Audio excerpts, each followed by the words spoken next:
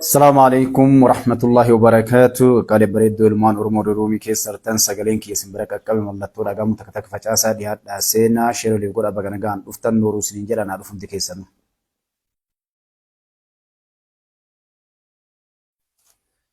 يو سجلين كي أجارين سنين أجا همي ما الله تورا قام تكتك فجأة دي هاد شيرو اللي يقول إن شاء الله.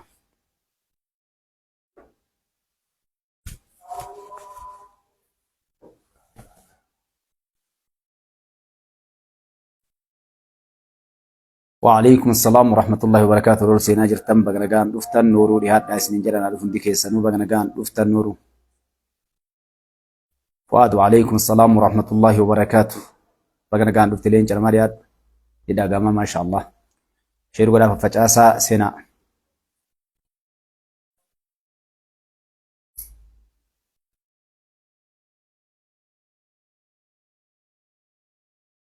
وعليكم السلام ورحمة الله وبركاته. هندي كيسن بغرقان دفتن نورو سنين جرانا دف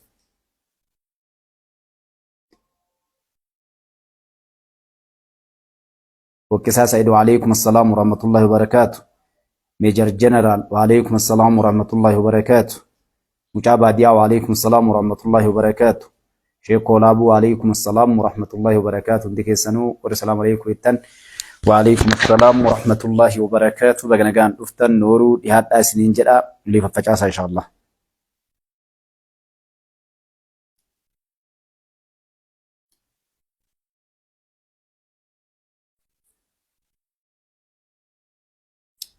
يوسف جمع وعليكم السلام ورحمة الله وبركاته. أورميان كيا وعليكم السلام ورحمة الله وبركاته. أكتي منى أحمد وعليكم السلام ورحمة الله وبركاته. بغنغان دفتن نورو ديهات إن شاء الله. نمد فرت تعرفوا إن شاء الله ساعتي سامت شوف ديكو ساعت ريد فيه فلتا. وعليكم السلام ورحمة الله وبركاته. أكتي جزاك الله خيرا بارك الله فيكم. بغنغان دفتن منى رضوان جمع وعليكم ورحمة الله وبركاته.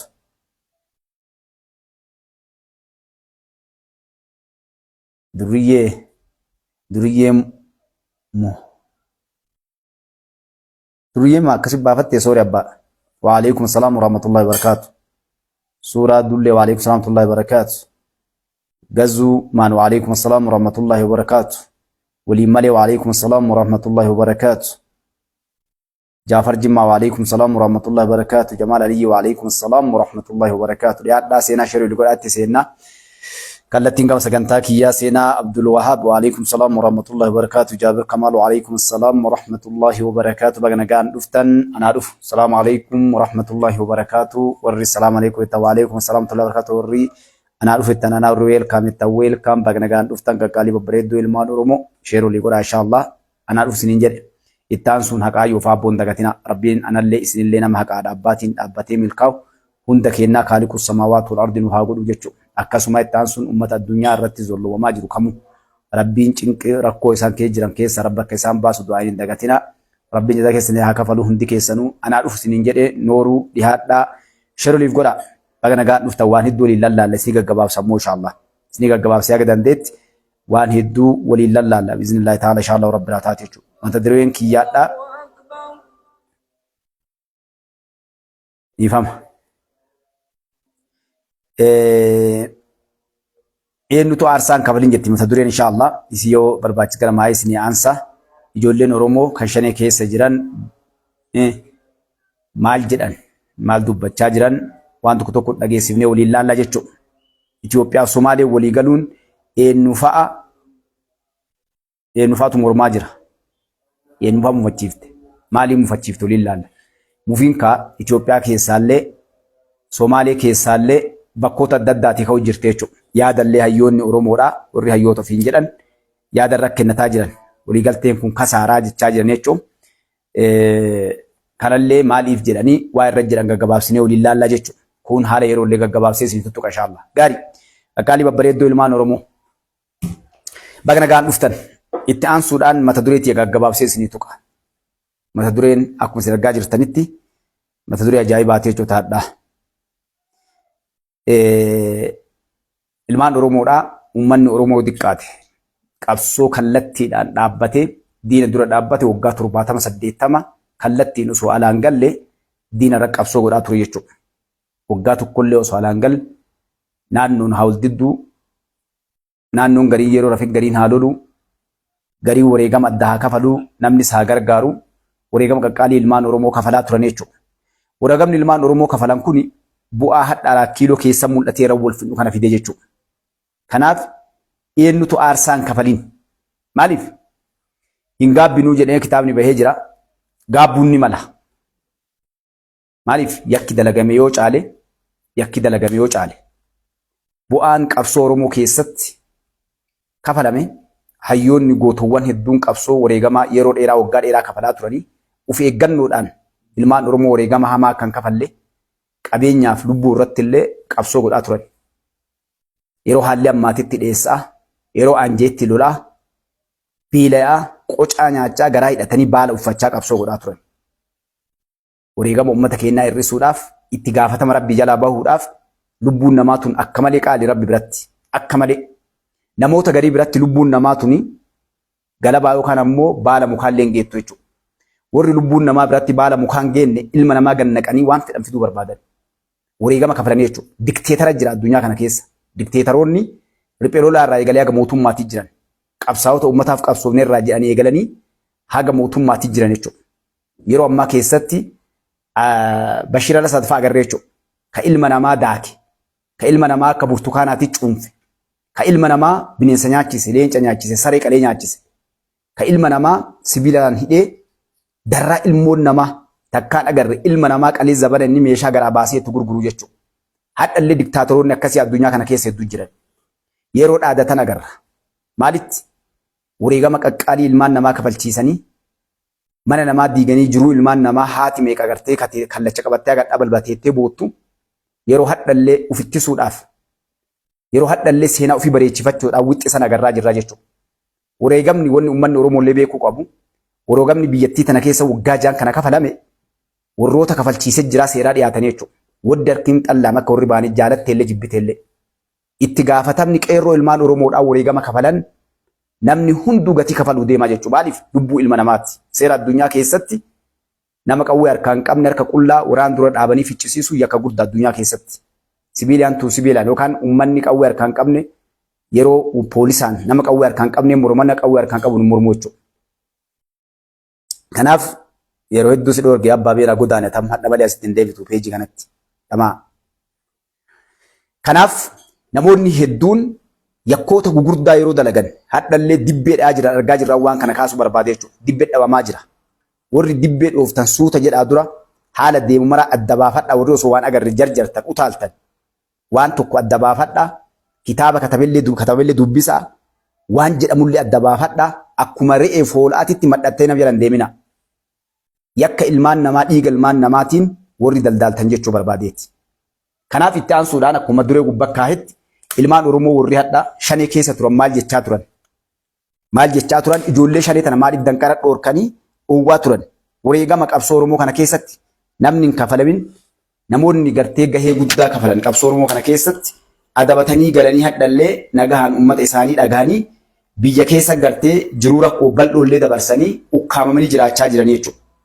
Warroonni silaa abbootiin qabsoo kanaa wareegama qaqqaalii kafalan jiruu ilma namaa keessaa bayan takkaa sireerran bulin takkaa nyaatanii dhugin takkaa qaama isaaniitiin waan uffatin kan namni isaan hin beekne kan Rabbi malee namni isaan hin beekne sabni kiyya miidhaminii sabni keenya jalaa gartee hin ajjeefamin hin du'iniif dhiira hedduutu mataa qaqqabatee jiraachaa jira jechuudha. Maaliif? Saba kanaas mee waliin ijoolleen shanii keessa turan maal jedhan anaaf isinillee waliin laallaa jechuudha. Simannaan nuti illee simannaa jiruudhaan kan ka'e wanti baay'een nutti mul'achuudhaan karaa balbala jaarsummaadhaan karaa nagaatiin galaadhee mootummaan nu banetti karaa nagaa dhufnee gallee simannaan nuti illee simannaa ajaa'ibaatii baay'eetti gammannee sin ajjeesee na ajjeestee eenyutti rannaa abbaa keenyaaf haadha keenyaaf uummata keenyatti rannaati. Waraana kana keessa gaafa ajjeefnu nutti irratti isatti rannaati. Innis gaafa nu ajjeesutti rannaan nus immoo itti ranna. Kanaaf kamtu kamenneetu kamtuu hamaadha kamtu immoo gaariidha inni gaafa ilaallu wantichi keenya kun gareedha jechuudha. Gaafa immoo deebinee immoo gaafa teenya ilaallu biyyi kan Oromoo fi Oromiyaati miti ree. Deemnee kanaa ta'u mana haadha siiqqeetii fi abbaa gadaa kanaa gaafa wanta isaanii immoo dhageenyeetu bosona keessaa gara uummata keenyaatti achaa deebine. Buufanni fayyaa gubataa ture. Hawaasni tokko buufata fayyaa hin qabu taanaan manni yaalaa hin jiru taanaan ijoollee isaa akka itti dhaqee yaalsifatu hin qabu miidhaan irra hin ga'a. Barsiisaan tokko qindeessa mana barumsaa tokko akka nuti itti beeknutti kaabineeta deeggarsa mootummaa deeggara jennee qabaa siriidhaas turre jechuudha. Manni barumsaa immoo qindeessaa hin qabu taanaan faayidaa hin qabu jechuudha. Kan itti baratu eenyu Oromoo, kan barsiisu eenyu Oromoo, kan qabu eenyu Oromoodha jechuudha. Kara kanaa xiqqoo kara nageenya kara mana qorichaa kara yaala fayyaa mana barumsaa miidhaa irraan ga'ama turre jechuudha. Bu'aan kana keessatti argamu du'a namaa malee wanti biraa wanta dhibeef jecha lammata deebi'ee dhiittaa mirga dhala namaa baadiyyaa keessatti uummata Oromoo irratti waraanni bilisummaa Oromoo gaggeessaa jiru. Saamicha waraanni bilisummaa Oromoo maqaa qabsootiin deemee irratti gaggeessaa jiru irraan kan ka'e wanti baay'een nutti mul'achuudhaan karaa yoodhummaa miirri qabsoo siin. Okay. Ijoolleen dhaga'uu jirtan kana. Mustafa irraan miti. Okay. Mee giddumatti ammallee. Ini ajjeeftu maruu maallaqa hedduu bitee akka gaafatamtu maallaqa haala mijeessaa akka ture dubbataman jalabiin sodaa hamaa keessa yeroo dheeraa jechuun beekamaadha. Yeroo ammaa jalabii gashee kanaan akka ta'eefus dubbatamu. Suuraa seettaanaa jechuun hedduu galaa ture yoo abbaan seenaa ammoo ta'us shiraa hojjechuun qabuutu fayyadamu jalabis qorraa isaa hin ta'e yeroo gabaabaa kan gabaatu karamu shirootti ergamedha. Jalabiin sodaa hamaa keessa galu ajjabarraa akka fudhatu jiraachuu hedduu isaa dubbachaa jira. Kuni jalabee guyyaa dhiigaa boqoo kunuun haala suuqanii sangaraa qabu gulmaan ilaalu. Jira ko agartee sadii ke argite miti kuno sadii ko maaliif godhee jaalladha sadii ke gaafitti ni baay'ee harka ani jaalladha jennaani fi sodaata wayii itti fakkaatu itti himuu wanni fi wanna dandeettii jira harka garuu gara badii isaatti deemna waan ta'eef akkattiin haabatu itti hima na dhaggeeffatu waan ati goote tokkobaan ture malee sisodaan ture malee itti himaan turre jechuudha. Hojii kun itti balleesse. Kanaafii itti himaarra na balleesse. Amma eenyu inni akkas godhin badee isin harka.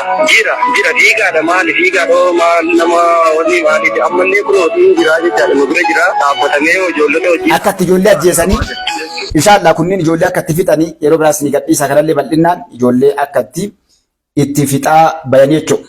Kaa hedduun namaa amma warra kanneen mormuudhaaf utaala. Kun okay ijoolleen mee maal jettu warri gaaraa galanii maal jedhanii hadhas waan haarawaa gabbayii ka jiru isinii waliin dhageessifnee ilaallee gara haasaa kiyyaatti seenaa.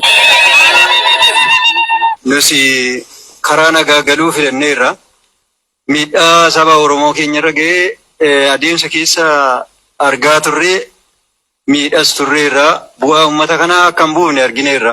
Qaamni hubate kun immoo wal barbaadee wal waamee karaa nagaa kanaan akka galu nu ta'eera. Kallattiinsa norkatti wal laalameennan akka uummati miidhamaa jiru jaarsaaf jaartiin jaarsummaan akka nu beekanitti nutti haasa'uudhaan tuu gara nagaatti deebi'ee wayyaa uummati hin dadhabne qawween norka jira gin dirqama fedhiidha godhiif hin godhiin namni dhiire uummati waan meeqa ta'aa jira sammuun itti yaadee kan itti yaadu itti yaadee kan itti yaadne immoo bosona keessatti dhaabe kan itti yaadu immoo wal waamee dhufee gara nagaatti deebi'e. Qabsoo dandeen itti fakkaatee baaneerra amma immoo isa baanee miidhaa uummata irratti geggeessu malee waan tokko si yaadne yaadumsa kana irratti immoo uummanni kun dhiifama nuuf godhee afaan qawwee itti qabne nyaachaa turre gaddeebisnee irraa dhiifama guddaa nuuf godhu jechuudha. Qabsoon kun immoo qabsoo nama dhuunfaa qabsoo nama tokkitti qabsaa'aa ture jechuudha kanaan durayyuu. Oromoon qabsaa'ee bilisoomeera ammayyuu. Qabsoon nuyi turre kan nama tokkitti turre jechaadha. Oromoon bilisoomee jiraachaa jira amma agarree bilisummaa jechuudha asitti dhufnee agarreeyyuu. Sa'aatiin jalaa isaa maqaa. Waraanni galee kaadha galee ijoolleen Oromoodhaa taqaddee maal jedhanii yakka dalagaa turre uummata keenya saamaa turre ajjeesaa turre uummanni Oromoo bilisoomee jira afaan qawweetiin nyaachaa turre hedduu isaanii poosni godha haruuf nama qabee jira. Warri galee Wallaggarraa ijoolleen galuu jirti keessa ijoollee Wallaggarraa dhufu jirtu wanni isaanii bujjiran waan kaleen isinitti himnu adda himaa jiran. Maal jedhanii ayyoo gudeedhaa turre qawween nyaachaa turre qabsoonni godhaa turre kanam tokkooti malee Oromootii miti. nama tokkoof gartee nu ergachaa ture, nu dalagsiisaa ture, nu saamsaa turanii saamaa turre, uummata keenya qalaa turre waan hunda himaa jirti jechuudha. Akkuma zoonii irraa dhuftuutiin tokko waan jirtu gabbaastee himaa jirti ijoolleen tun jechuudha. Ijoolleen tun dogongorsanii baasanii sitti himaa baane ajjeesaa turanii jarallee jechuudha. Viidiyoon hedduun qabu jira inshaallah. Waa hedduu gabba'u deema Oromoo na dhagaa. Wanni hedduun bal'inaan uummata Oromoo gurra isin seenu ija teessanii arguu gurra keessanii dhaga'u deemtan. Kana baallama isinii seenee jira Mustafaan. Ijoolleen tun akka galtuullee duraan isinitti bee waggaa 2-3 adda akkuma shaniin gaara baateen garuu hin dhadhuu ni galtii isin jenne. Maaliif hoogganan qabdu, dhaaban qabdu, kaayoon qabdu. Namoonni ijoollee tana gaara yaasanii facanii jiran, dheessanii jiran bira. Ijoolleen tun gara deebitu hin qabdu, hoogganan qabdu, waan akka hin beektu. Gaara keessatti wanni marti itti cufaa. Teksi misejiidhaan ajajan, teksi misejiidhaan information kennaniif amma eega magaalaa dhufte ijoolleen tun information guutuu argatte, ija ofiitiin agarte, deemanii ilaalchisan. Akkamiin ilaaltan? Ni amante ijoolleen tun dhuga Oromiyaan bilisoomtee jirti jechaa jechuudha. Ijoolleen tun ijoollee baratte yuunivarsiitii haa iskuulii baatee jira. Namoota waa beekan ija ofiitiin arganadha. Wanni kalee jedhanii baaniif hadha jiru gargari. Soo kanaaf isin gabaabsuuf maaliif kan dhaqe? Ilmaan Oromoo baddu baddi malee saree janni qanii jedhani. Dhagaa baddu baddi malee saree janni qanii jedhani. Amma achi uummanni Oromoo sabni kuni salphina deebi'ee diqqeenna deebi'ee paartii siyaasaatiif namoota gahee namootaatiif harka dha'uun dhaabbachuu qaba. Uummanni keenya jechuudha. Namni aqlii qabdu gahe jabeeffadhu hiriyaa argatte mootummaa harkaa qabdu kana jabeeffadhu. Yoonni siin taane jijjiiradhu seeraan. Qawwee ni miti, oloolaa ni miti, kijibduu jala deemuu ni miti. Namni saba kanaaf dalage abbaa fedhe seenaa fedhe haa dalagu. Seenaa fedhe. Kalaan lamuu Rabbi biratti illee nama biratti illee aakira malee jalqabaa miti. Rabbi biratti illee waan feete ibaadaa feete yoo dalatte waan gaarii feete yoo dalayde umurri kan kee maa'iin kan kee baddu yoo taate badaati. Seenaan Hacaaluun maal jedhe? Annama jiruun jibbuu hin sirbuu jedhe. Muuziqaa yookaan ammoo hin sirbuuf jedhe. Maaliif jennaan kaadha gaarii dalagee boru yakka dalagaa jedhe. Kaadha uummataaf dalagee boru dhuga. Namoonni keenya hedduun hin beekan seenaa.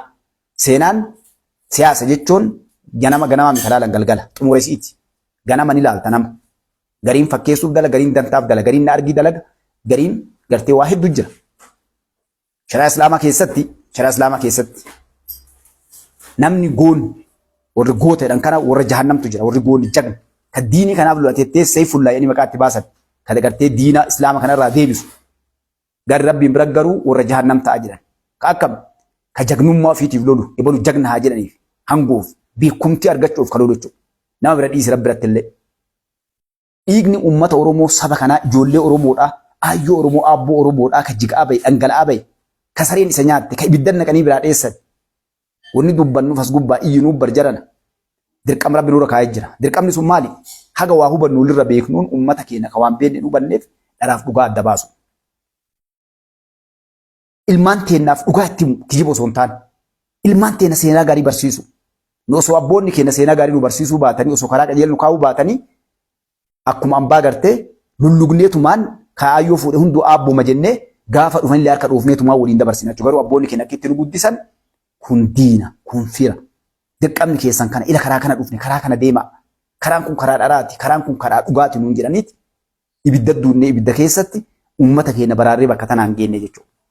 Adda namoonni gartee kaa dhugaadhaa heehee gartee warri dibbee tumee harka dhahuu beeku deeggarsa guddaa qaba. Hadhallee Oromoo afjaajjessuuf halkanii guyyaa oolyan jechuudha. Ina hojjaajjirtu Oromoon haga lubbuun teenya jirtu lamoo Oromoon sobdan. Oromoo irratti hin daldaaltan, dhiiga ilmaan Oromootiin hin taphattan, karaa isin dhufuu beektan ni deemna jechuudha. Atuu ubbeekta abbaan siif dubbatu Mustafaan. Waan isin dalagaa jirtan godhaa jirtan wixinee isin keettanii karaa hundaan milkaneessuun hin jiru. Taphni akkasii hafee jira. Taphni akkasii hafee jira. Isin irras ni deebi'a.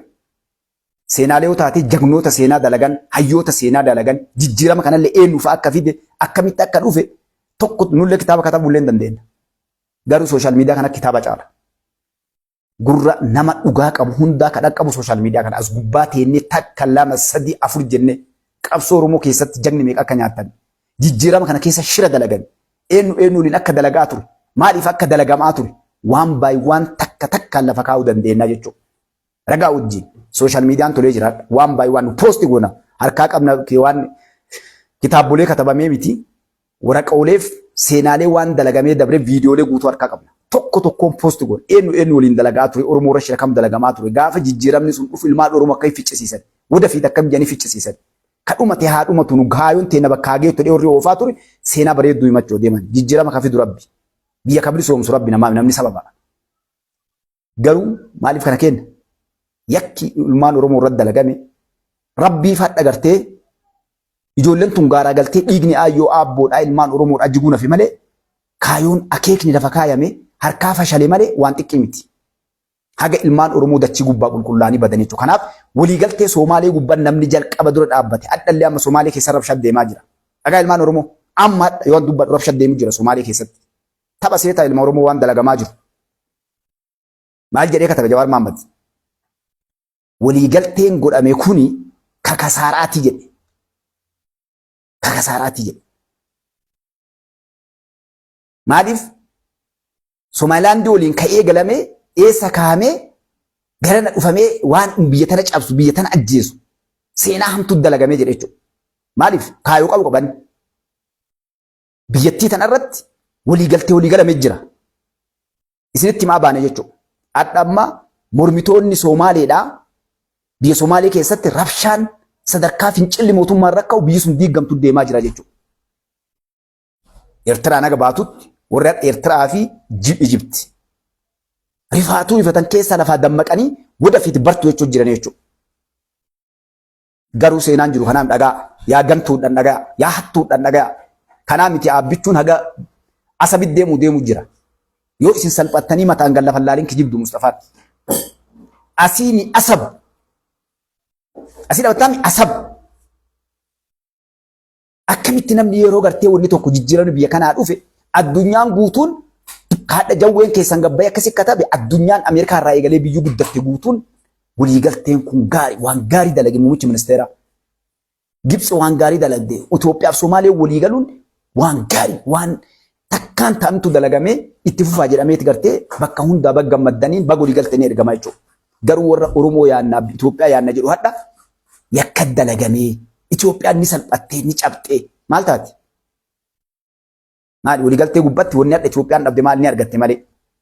Koottaa waan bar Somaaleen gudditti illee bakka barbaaddan waan barbaaddan kontiraat akka feetanii koottaa dalagadhaa Itoophiyaan. Waan kaleessa gabbayee kasaaraa yoo sila argisiis taate mootummaa Somaaleeti. Maaliif dhaadachaa ture kalee? Kana goonaa waraana Itoophiyaa bahu waan kana yoo ta'in agartanii ooyachaa ture.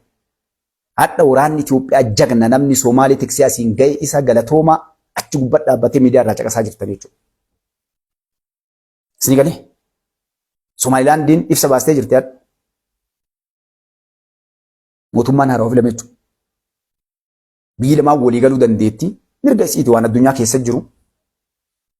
Itoophiyaaf Somaaleen biyya waliin seenaa guddaa qabdu waan iddoo waliin dalagatan of durallee waliin dalagatan sun waan biyya lamaaniiti. Waan kanarraa wani dubbannu hin jiru maal gaafatanii jedheen jechuudha. Nuuf Itoophiyaallee biyya of dandeessun illee nama gara hundaan walii galee biyyi kamtu akka biyyatti walii galanii waan fedhan dalagachuu danda'an. Yes waliigalteen Somaalee guddoon waliigalte Itoophiyaan akka Somaaleetitti. Somaalilaandii illee akka Somaalilaandiititti. Jagni akkana.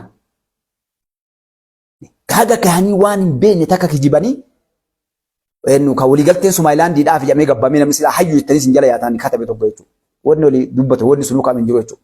Wanni hadha Somaalee keessatti fincila kaasaa jiraniin waliigalteen sun ka Somaalilaandii wajjin ta'e akkami ka'uu dhabe san akkami diigamuu warqanni sun tarsa'uu dhabe jedhee warri mormitoota mootummaa irra fincila kaasaa jiran jechuudha. Kun waraanni Itoophiyaa haa bahu jennee waa'ee waraana Itoophiyaa maan dubbatina jechuudha. Jarana dhiigni ilma namaa namoonni gariin akkitti ilaalu hadhallee lubbuu ilma namaa kana qabeenya hadha miskiina meeqatu biyya tana keessa saree isa nyaatte jaran. Keessaayyuu uummanni Oromoodhaa waggaa 150-60 dabre kana takka akka ilma namaa nagaa argatee mana galee jiraateen beeku. Osoo kolaafamu, osoo ajjeefamu, yakkoonni baradha maqaa dhoofnu kun kolaafamuun, harka muramuun, harma muramuun, dhiirri gudeedamuun. Adda barwaan Siiriyaa keessa dhagaa jiru kun Itoophiyaa keessatti dalagameera bara. Bineensaan nyaachifamne ilmi Oromoo. Waa meeqa irratti dalagan? Namoonni keenya yakka meeqa irratti dalagan? Hadha ijoollee shanii tanaan ijoolleen teena meeqa gudeedame haga fincaanii fudhaan qabachuu dadhabdee akkana gartee bakka hunda keessatti gartee hafte meeqatu bineensa nyaachifame? Ilmaan Oromoodhaa wal qaltee bineensa waliin nyaachifne fanniftee suuraa walitti hin garsiifne. Hadha nam dhugaa dubbatu yoo jiraate akkuma dheengadda ijoolleen nafxanyoon nama keenya qaltee shanee wal qalaa baate muka fanniftee wal garsiifte jechuudha. Ibidda jala waliin bobeessitee nu garsiifte ijoolleen shaneetu. Namni tokko wanni kun sirrii miti ijoollee dhaabbadhaa jedheen jira. Wada fiixi ijoollee jechuun malee jagna ijoolleen tun dhugaa abbaati. Hadha warri gartee ijoollee kan dura dhaabbatu kalee bar ijoolleen tun mootummaa kanaaf finciltee baatee bakka itti galtu dhabdee hidhamtee ajjeefamee du'a baqaa haadhaaf abbaa biraaruu gaara baatiin nu jechaa bayan. Hadha ijoolleen gaafa galtu gantu yaniin. Ijoolleen galtu hadha gantu. Hadha namoonni hundi warri isin hayyottanii jala yaatan maal jedha? Yoo galee akka ebaluu ta'a hin ajjeefamtanii ni hidhamtanii mareedhaa keessatti waraanni jecha kun akka sirbitu laala ijoolleen dhiichistee hadha. Special commando waraanni gartee ilmaan Oromoo waliin dhaqanii sirbanii viidiyoo raaphaa waliin dhiichisaa waan jarri barbaadde godhanii fi mooraa leenjiitti galtee ijoolleen tun dhiichisaa jirtee akka biyya keessaatitti. Wanni isin taatu akka hin jirtu ijoolleen tun baru waraana taati poolisa taati dandeettii yoo qabaatte haga gartee bulchiinsaatti bakka guddaatti guddatti ijoolleen tun ilmaan Oromoo dogongorsanii kalee baasan jechuudha. Garuu hin dhattu garuu waliin finnu. Wanni hadha galteef kalee ifa dubbachaa jirti ijoolleen tun. Nu dogongorsanii yakka nu dalagsiisanii ila kunooti kanaa dogongorree jirteettee dubbachaa jirti ijoolleen tun. Boru kana caala dubbatti gabbuutee gaafa waa mara agarte gaafa dhugaata nama agarte wulii sheenaa uyaate jechuudha. Amma ookee waliigalteen Soomaaliidhaaf Itoophiyaa kun maaliidhaaf eenyu faarsi? Nama sadii jechuudha. Namni guddaan maal? Tokko Ijipti. Lammata Asiyaas Furqiiti. Sadaffaan mormitoota Itoophiyaa Amaara irraa Oromootitti warra isin hayyoottan guutuun gara lafa rigaa jiran.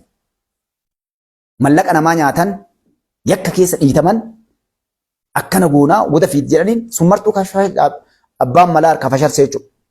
Leencichi Oromoodhaa harka fashalse dhoqqee itti naqe jechuudha. Biyyee itti naqe guutuu isiitu. Ka waan jedhe irraas hin deebine.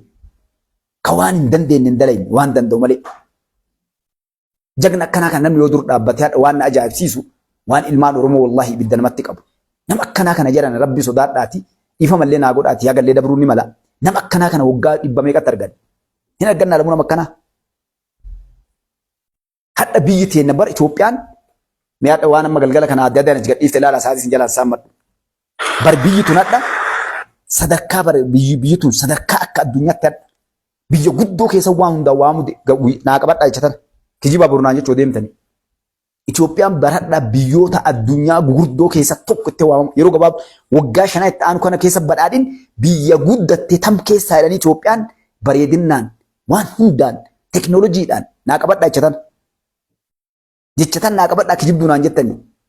Rabbi umurii anaas illee nu haa dheeressu. Yoo Itoophiyaan biyyoota guddattee haadhalamni quba qabu kana oitti mul'attee Addis yookaan Finfinneen akkana Itoophiyaan akkana hin jaanaan kijibduunaan jedha. Waan waggaa 2-3 kana keessa osoo lola keessa jiru. Osoo balaa meeqa itti buusan. Osoo biyyoota meeqa waliin duula biyya kana rabbanan. Namni kun takkaan boqanne takkaa nageen akka addunyaatti namni cinaa dhaabbatee gargaaru hin jiru. Adda kunoo ilaalame caba keessanii badii teessani. Manni iskuulaa hadha biyyi namni tuffatu qalee qubatti qaban keessaa Arabi Mireeti jazaa isaanii Rabbi haa kafalu. Jazaan isaanii Rabbi irraa jechuudha. Adda kunoo bakka oolmaa ijoolleedhaa. Bakka ijoollee jaamaa bakka hunda maaliif kalee biyya tana ka cabsanii osoo biyya musliimaa kana qabatanii amantii teenya cabsuu rabbisii haa cabsu akkana rabbisii cabsee daaraa isii godhee deemte malee Itoophiyaan laala waan dalagaa jiran mi'aadha biyyoorri isaan kalee deeman iskuula tokkoo miti namni qalama tokko biyya Itoophiyaa bitee hin jiru qalama naayima gabbaaya qalama garuu biyyoonni namni tuffatu takalee maqaa rabbii amannee biyya teenya tuffatan adda waan daladelaal iskuula dalagame laal mee viidiyoo sana ilaal. Akka waan tagartee hin beekne jechuudha. Si galee osoo dhiibbaan meeqa jiru dhallee bara. Osoo aalul kayrii qofa Itoophiyaa gadhiisanii Itoophiyaan maqaa gartee sahaabtota kaleessa gartee dachii teenya tana irraa rabbiin gartee isii sadarkaa diinii ol fuudhe saniitiin maqaa Bilaal tokkochaan gartee irra dallaanu maqaa isa tokkochaatiin Itoophiyaa keessatti seenaa meeqa dalagamaadha. Wanni meeqa dalagama garuu diinii keenya awwaaluu maqaa uummata musliimaa kana ortodoksiin qottee nu awwaalaa baate jechuudha. Qotanii nu awwaalanii hagadha hin jetti ilmaan isaan guddistellee. Ilmaan isaan guddisanillee hagadhaa maqaa kana Itoophiyaa cabsanii qotanii awwaalanii asirraa ka'anii kun warra dhiyaatti nu kadhatan jechuu gartee. Ka kiristinnaa kai madaabaraa sii kenninaa kiristinnaa kai qamadii sii safarraa midhaan isaan bira shannu fudhachuu jechuudha. Ulaagaan ittiin biyyi keenya gargaaramaa turte hadha maan dhufiin maan ijaariin charchii tokko maan ijaariin iskuul tokko maan ijaariin hadha kanaa miti qalama tokko maan bitiin ijoollee teennaadha. Biyyi tun hadha rakkoo keessaas dhufte maas hin ceeyin. Hadha kun olaali. Waan biyyi kun istaandardi addunyaa eeggatetti hadha biyyattii teenya alhamdulillahi rabbil alamin waan hundaan sadarkaa kanatti hadha agartee garaan isin haa gubatu abbaan garaan isin gubatillee. Hadha warri kalee qubatti qaban sadarkaa kanatti gartee biyya guutuu iskuulota gartee oolmaa ilma agartee waan fakkaatu. Adha kana yoo si gaafatanii fi dhamaa keenya diina jala deemu biyya tana cabsoo gaafatan kun Awurooppaa Ameerikaa siin jala iskuula oolmaa daa'immaniiti kun. Gartee iskuula oolmaa daa'immaniiti. Yookaan Ameerikaa yookaan onnaa miti. Istaandardii eeggatee baroonni isaa mana tokko lamaa miti bara biyya guutuu. Kun dalagamee biyyattiin teenna hadha sadarkaa gartee akka biyya namatti mataa ol qabannee guutuun keenya. Uuma feeteen jechuudha. Oolmaa daa'immanii kan namni kennan beeku hadha. Hiikkaa isaatiin waa inni qabu. Deengadda kajaamaadhaa ka ijoollee gartee ijaanii dhiifama. Ijoollee warra ijaaniin agarreef dalagame irratti dhiibbaan dhufe. Ka dalage musliima akka musliimii keessatti hin salaanne. Wanni hedduu dalagame. Kan maaliif deeme? Shira ittiin hadhallee wanni kun akka inni bakka hin arganne godhuuf sa'a 24 namoonni dalaganii jechuudha isin galee. Sa'a 24 namoonni dalaganii. Biyyi keenya tun ammoo garri isiin deemaa jirtu wanni isiin tahaa jirtu namoota keenya biratti gartanii namoota keenya biratti maqaa maaliif adda kalee biyya tana keessatti yoo ati mana kee keessa masgida kee gubbatti arabii katabde gartee namni sun agartee iskuula gartaa maqaan isaatiif wanni hundi seenaan isaa arabiif ingiliffanas gubba katabamee taa'e jechuudha. Maaliif kun biyyi kun biyya nama maraati ka musliimaati ka kiristaanaati ka waaqeffataati. Amantii shan gurdoo keessa biyya tana. Kun hundi nagaan keessa jiraachuu wal gargaarree iskuulli jiru abbaan dhaqee kiristaanatiin barachuun amantii yoon qabaanne barachuu danda'a. Islaamaa dhufee barachuu danda'a. Amantii waan uf danda'e iskuulli waan uf danda'e. Biyyi Itoophiyaa bari yoo biyyoota Arabaa kan waliin dalayne Su'uud Arabiyaan takkatti keessa warri Aalul Khayr warroonni abbootiin qabeenyaa zakaa itti baasa waggaa tokkoof biyya tanaa kennan bar biyyuutun takkattiidhaan samii sanillitti fagoo biriin dhaqin. Waa meeqatu dhorkame biyya tanarraa? Waa meeqas keessa dalagama? Namni kuni akka ummata musliimaatitti waan ilmoon namaa anaatiin sheekoleen ta'e dalagin. Rakkoon nu qabnu maali beektu? Maqaan nutti mawwaan biraati hadha nama kanarraa amantii islaamaa irraa ni ba'ee waan dhibbaa nutti bakeennadha. Fayyaalessa amantii isaa fudhu siin hin jedhu. Isa deeggar siin hin jedhu. Kaayoo eenyullee bu'aa qabu. Waan inni si gargaare akka mootummaa wanni kun. Yoo inni amantii ta'e fudhu siin jedhe gara ofiisi oofee ni didda. Kanarraaf akka biyyatti keessaayyuu ummanni musliimaa yoo hadha mootummaa kana dura dhaabbatu wallaahi waan rabbii keessanitti himtanaan hin beeku. Waan himtan. Waan rabbiin dura dhaabbatee namni hadha mootummaa kana dura dhaabbate. Maali? Mootummaan tokko sooma salaata yoo sin dhorkin hadha mootummaa kee maqaa kee iska baju dhiisi sila dura dhaabbattu. Maaliif kana keessa deemee tuqadha? Namoonni hadha naannoo Somaalee kanaaf biyyoota Arabaa kana keessatti rakkoo uumanii mootummaa kana hidda lafa gadhaabdu eenyuuf akka ta'an ni beekna jechuudha. Kaadireen wanna keessallee waan jettu beektaa kaadireen waajjira kee jirtu. Uummata musliimaa sheekoleetaan dadhabnee jedha. Hin dhoffattu bara dhugaa isinitti himaa hin dhoffatanii bara. Wallaahi hin dhoffatu mujriim. Si yoo si arguu hin danda'u agartee ijatti bagara dhiigatu gartee ijatu dhiiga bara. Obsuu hin danda'an waan silaan dubbanne dubbatan yoo ati birdattee waliin haasofte. Hin fedhan. Akkasii biyya akka itti ijaaramu. Akkasii miti biyya walitti qabna. Amantii gargar qabna. Aadaa gargarii qabna. Gosa gargarii irraa dhufne biyyi nu qabnu tana takkatti. Namni hadha dadhabnee guyyaaf halkan biyya tana diiguu. Sa'a 24 dalagu kuni argaa jirtan biyya ofii keessaa baqatee alaggala. Nuti as gubbaa iyyu nu bare Ameerikaa irraa dhufe jedhan. Musafaas gubbaa taa'ee iyyu kuni Ameerikaa biyya fakkaatu irraa gallee iyyina maaliif? Wanni biyya ofii ga'u hin jiru. Wanni biyya ofii ga'u hin jiru. Biyya namaa keessa dhadhee namni amma dadhabnee bara akkana akka wodala harree halkanii guyyaa isin iyyu kuni biyya namaa seera kabajee amantii namaa kabajee gejjedhee akka saree gartee abbaan tumee guddiseeti jiraattee jechuudha. Garuu yeroo as deebi'an nutti hawaasa keenya miskiina kana irratti hayyuun isaan ga'u hin jiru namni akka seenaa isaanii dalagee hin jiru boodni isaan malee hin jiru beekaan isaan malee hin jiru namni seenaa katabachuu danda'u faarsuu danda'u gubbaa sadii ol bahee deema. Jagna meeqatu itti wareegame biyya tana. Jagna meeqatu itti caccabee hadha mana galee taa'aa jira. Warri yoo xiqqaate waggaa 50-60 biyya tanaaf lolu. Katakkaa jiruu ilma namaan dabarsin. Yaa Oromoo deebi'uuf laalime. Qabris eeggata dhaabbadhuuf laali. Namni akka dhattuu ta'e karaa gubbaatti hafe. Ka ilmoo hin qabne hadha. Ilmoo itti dhabee. Jiruu namaa itti dhabee. Katakkaa garaa isaatii quufee waan gaarii ilmi nama takkaa barandaa taa'ee shaayii guyyama takka barandaa taa'ee shaayii dhugintu jira maqaa saba kanaa.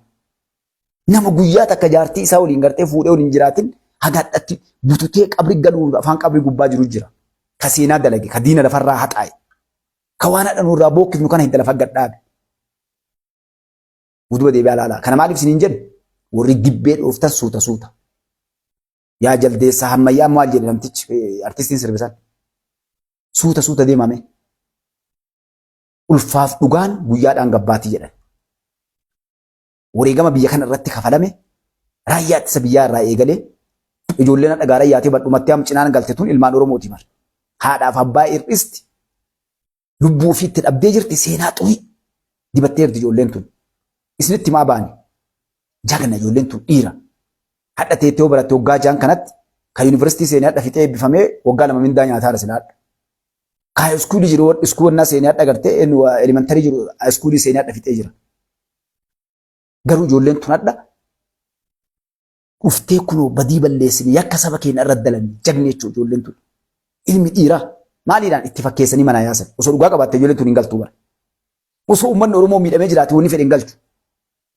Dhiirti baatee takka qawwee fuutee seenaa Itoophiyaa keessatti Oromoo keessatti takka galtee qawween hirkifnees jalqabaate jechuudha.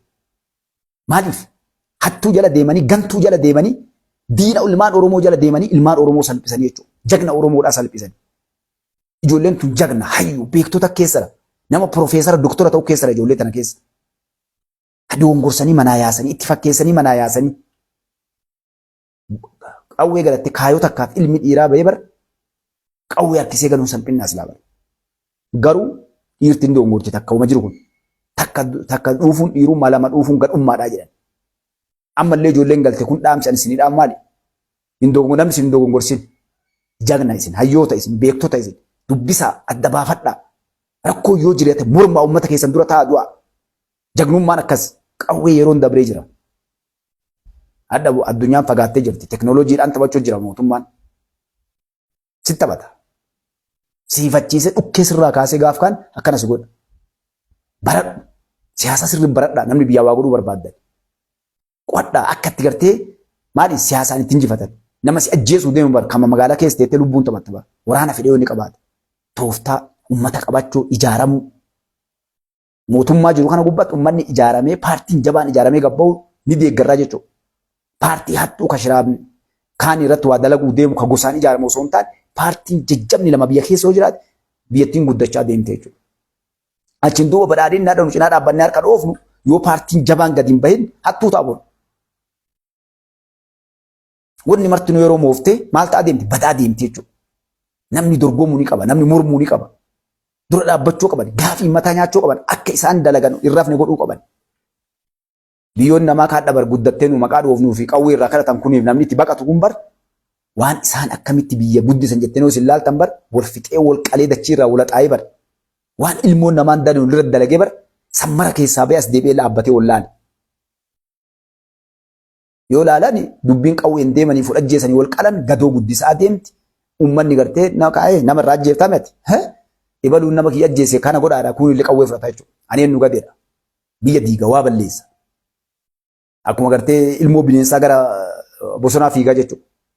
Ni dhaaban bu'aa akka hin qabne. Ni balleessan seera jabaa godhan. Nama seeraan ala baay'ee dimokiraasii ani gadhiisan akka nama gartee yonnaadha. Akka nama woximadii namaa kaayeetitti. Fayyaalessi waa takka hin beekne dimokiraasii dhiyoo taana. Qacam godhanii daddarbanii waggaa 20-30 achitti gartee bireewosh godhanii akka inni lamuu nama hin taane godhanii gadhiisan. Nama ta'u bira lamuu. Yeroo hidhamtee achii baanaan lamuu namaa miti. Ilmoo namaatiif lamuu achii baanaan saayikooloojii kan kee daarasii godhanii waa meeqa sirratti dalaga mana hidhaa keessatti. Warri hadha bar mirga ilma namaa jedhee iyyuu kun mana hidhaa isaanii yoo isin gartan bar addunyaa tana waakkattan amma dhayaa mataa dhaan facaasaa itti malee hidhaan filattu biyya fedhe keessatti haadha warri ala jiru ni beeka. Alam baqqan jedhanii maqaa isaa addunyaan nageetti mana hidhaa biyya namaa hoseetti addunyaan tun bes mirga hin qabdu. Dhiirassi gudeeda, sareessi gudee wanni sirratti hin dalagamne hin jiru.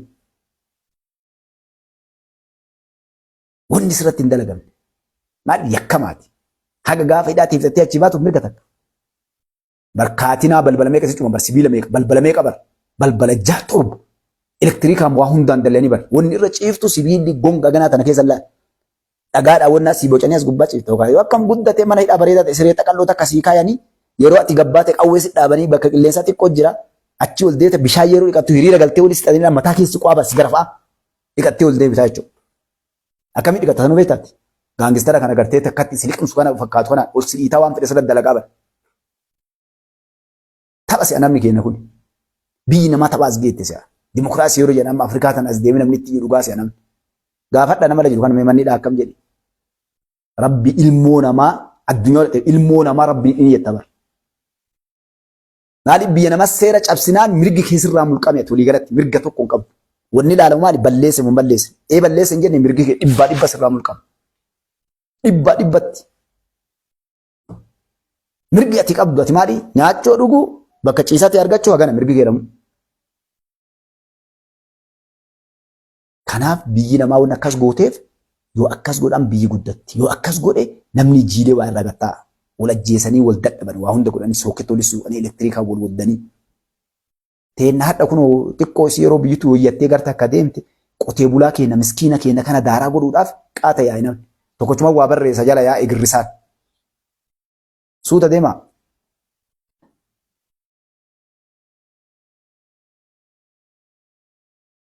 Kitaaba yoo taate takka akkanatti hin girrifne kadheen gadda jaal qajeelaan katabe gartanii seenaa ilmaan Oromoo guutuu ka'ammati. Warri kitaaba katabullee warri seenaa keessan katabdan. Kanaan isin beekna bara. Seenaa yoo katame akka ilmaan Oromootitti. Eessarraa eessatti hedduu agarre warra kitaaba katabuudha. Seenaa ofii kataba namni. Gadhummaan asirraa dhufti jalqaba. Seenaa qabsoo Oromoo kataba namni. Karaa kam dhufne eessa dhufte qabsoon tun keellee as keessa katabda. Hadhallee kakaasuu deemtan katabaa qaabbichuuti kitaaba waan uummata bu'aa qabu. Hin gaabbuu miti. Ani hin gaabbuu ani jagnaa ani beekaa ani akkas noo akkasiin katabe akka namatti biyya waan bu'aa qabu. Biyyi tun gara deemuu qabdi doongora kan daladde biyyi tun kun kana ilaf kaa'e. Karaa kana deemuu qaba dhiikaa akkas yoo biyya yaadde. Salfi dif ofittisuutti hin seenin. Hin gaabbu. Hin gaabbitu yaani marraa meeqa si gaafatan. Hin gaabbitu yakka kana daladde ilmaan Oromoo kana dhumatanii maqaa kee akkana goote yakka dalee hin gaabbitu. Intarvii dhiyaatu irra dhaabbatanii. Si'ii minuun qabsoo Oromoo kanarra gartee saba kanaaf fincaan dhunnee qocaa nyaanne waan gaabbinu qabnaadha. Kan lubbuun namaan harkatti hin badin kan nama tokkoon badee na dhaqqabaan jedhin. Warri qocaa itti nyaatee qaama cinaatti awwaallee yaanuu fi jagna ilmaan Oromoodhaa kan hubeennu sun itti gartee awwaallee dhabanii bineensi isaan nyaatee gammoojjii hunda keessaa harceenuu biraa hafe kun waan gaabbinu qabna. Ilma namaatti kaxaanee jirra. Namni kaxaan hin jiru waa dalagee. Waan goone akka sabatti akka ilmaan Oromootitti waa goona jenneetti deemu. Seenaa ofii kaayyachuun wanni saba kana qoodu divide in the rule adda facaasu isa kana jechuudha. Dura qabsaa'aa sabaa inni beektuun sabaa waa dalaga laala. Waan saba laalu, waan biyya laalu, waan yoo gosaafis amantiifis ta'e namu bar qabsoo waan qabsaa'ee saniif malee seenaa ofiitiif hin deemu jechuudha ilmi namaa. Dalagaa seenaa biyyaati gartee akka dhiiraa gabbaa'aati kan dalajjaan eebaluudha. Namni isin haa katabu kitaaba seenaa keessa namni haa katabu dhiisa. Namni zabana kana zabanul akhir dhaabbanna bara zabana namni seenaa ofii katabatu seenaa ofii himatu. Jagna meeqa jira boo bakka nu dhaabbanne dhaabbattan ijoollummaa kennaan bakka isin hin dhaabbatin dhaabbanne gaafa isin kutaa lakkooftan nu kutaa lakkoofne saba kanaaf. Egettu gaafa isin jiruu gaarii jiraattani namaan ergamtan namaan ergamne nu. Fincaan dhunnee qocaa nyaanne dhiiga daa'imummaa kennaa saba kanaa dhabboone jagna meeqa goota meeqa of biraa wareegne bakka tana geenye taphaan asin geenye jeneraal Waaqoo guutuu jaarraa abbaa gadaa warra gaarabba dhiis warra magaalaa keessaa qabsaa'ee waa ta'e namni jiruu ofii guutuu keessaa ba'ee bar bosona galee waggaa 20 30 40 50 danqaraa keessa rafee takka jiruu ilma namaan jiraatin takka gachiisee rafeen beelli injiraana itti citee jedhe takka seenaa akka isin himattanii nama isin jala girrisuu kanan kenne. Katabaa gartee seenaa ilmaan Oromoodha. Katabaa seenaa jagnoota kaleessaa warra bakka tanaan nu ga'e.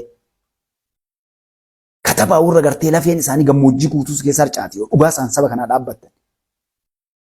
Oromoon kutaa 11 wanni isin namuu hawlaa caallu malee wareegamaan namni waan ilmaan Wallootii maan katabinaa. Hadda seenaa namni dhuga Oromoo ta'e takka ilmaan Wallootii kataba. Kan namni barate keessaa dhume manguddoon keessaa dhumte ilmaan lafaa ol dhuftu mataa keessa qoonee agadhaa fixan. Warra gartee nuuf dallaa ta'ee biyya tana asiin ga'e. Osoo dhiirti Walloon jiraatiin yaadda Oromoon hin jirtu dhugaa siima wallaahi kakadhe. Yeroo cufa achi gartee dallaa nuu ta'anii citee attanii adda manguddoo keessatti nagartu. Nama barate keessatti nagartu. Olumaayin keessa hin jirtu fixanii keessa. Nama ol ba'e keessa mataa keessa ol dhaali. Dubartii santu jagnaaf gumaa abbaa tabaaftu ilmaan guddiftee akkasitti walirratti gartee ilmaan hagadhaatti bar marxoo uffatee lolaa uummanni sun. Jagna akkasiisan kanaamaan katabinaa. Ummata akka loonii qalame.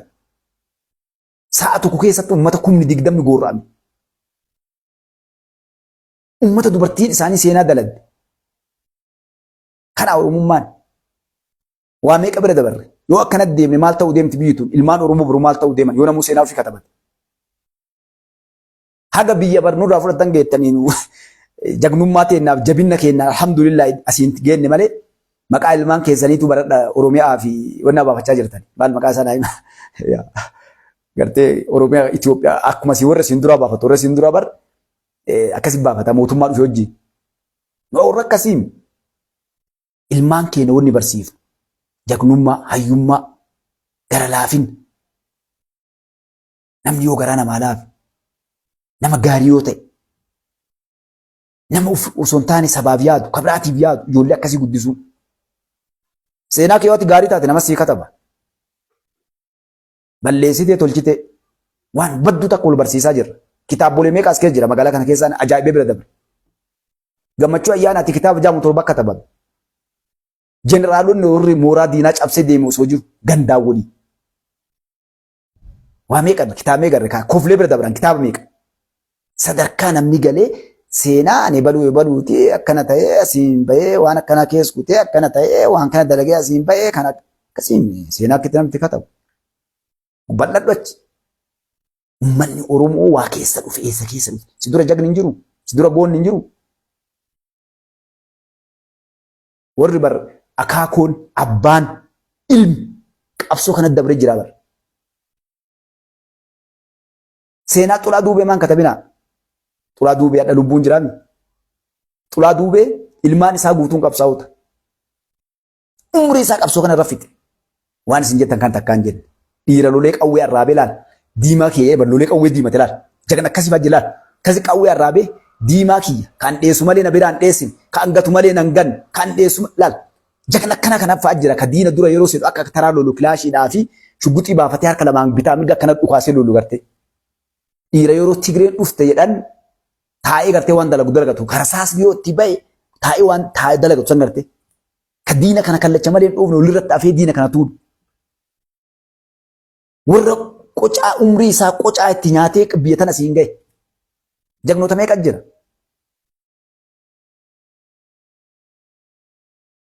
Harargee farsii keessa walitti barataa lubbuun jira warra jiru. Jagnoonni nadha lubbuun jiran barka seenaa dalagan. Leencoleen qeerransuleen. Maaltu sin dhagama yeroo kana as deebinee hadhaan mallee bocolaa biraa walii kaafnee waan biraa oofuudhaan waa oofu. Kataba seenaa walii katabdan ammallee maaliif sin jira kan? Akka biyyatti yoo waa gootan akka biyyatti dubbadha akka biyyaatti waa dalagaa. Akka biyyatti adeemu. Garee ijaarrachuuf ammallee waa qottanii kaa'uudhaaf hin kaa'inaa. Uummanni keenya uummata siyaasaa keessa guddatee miti hin beeku.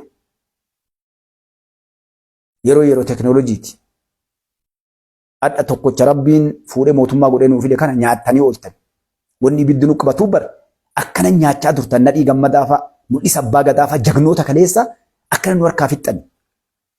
Abbaa itti dhabni ibidda nu keessaa boobaa yeroo dubbadhan as gubbaa hedduun namaa immooshin ta'ee aaree gabbee waan nu aarsu jira. Meeqa nyaatame jagna meeqa dhabne jedhame. Hayyuu meeqa dhabne beekaa meeqa dhabne.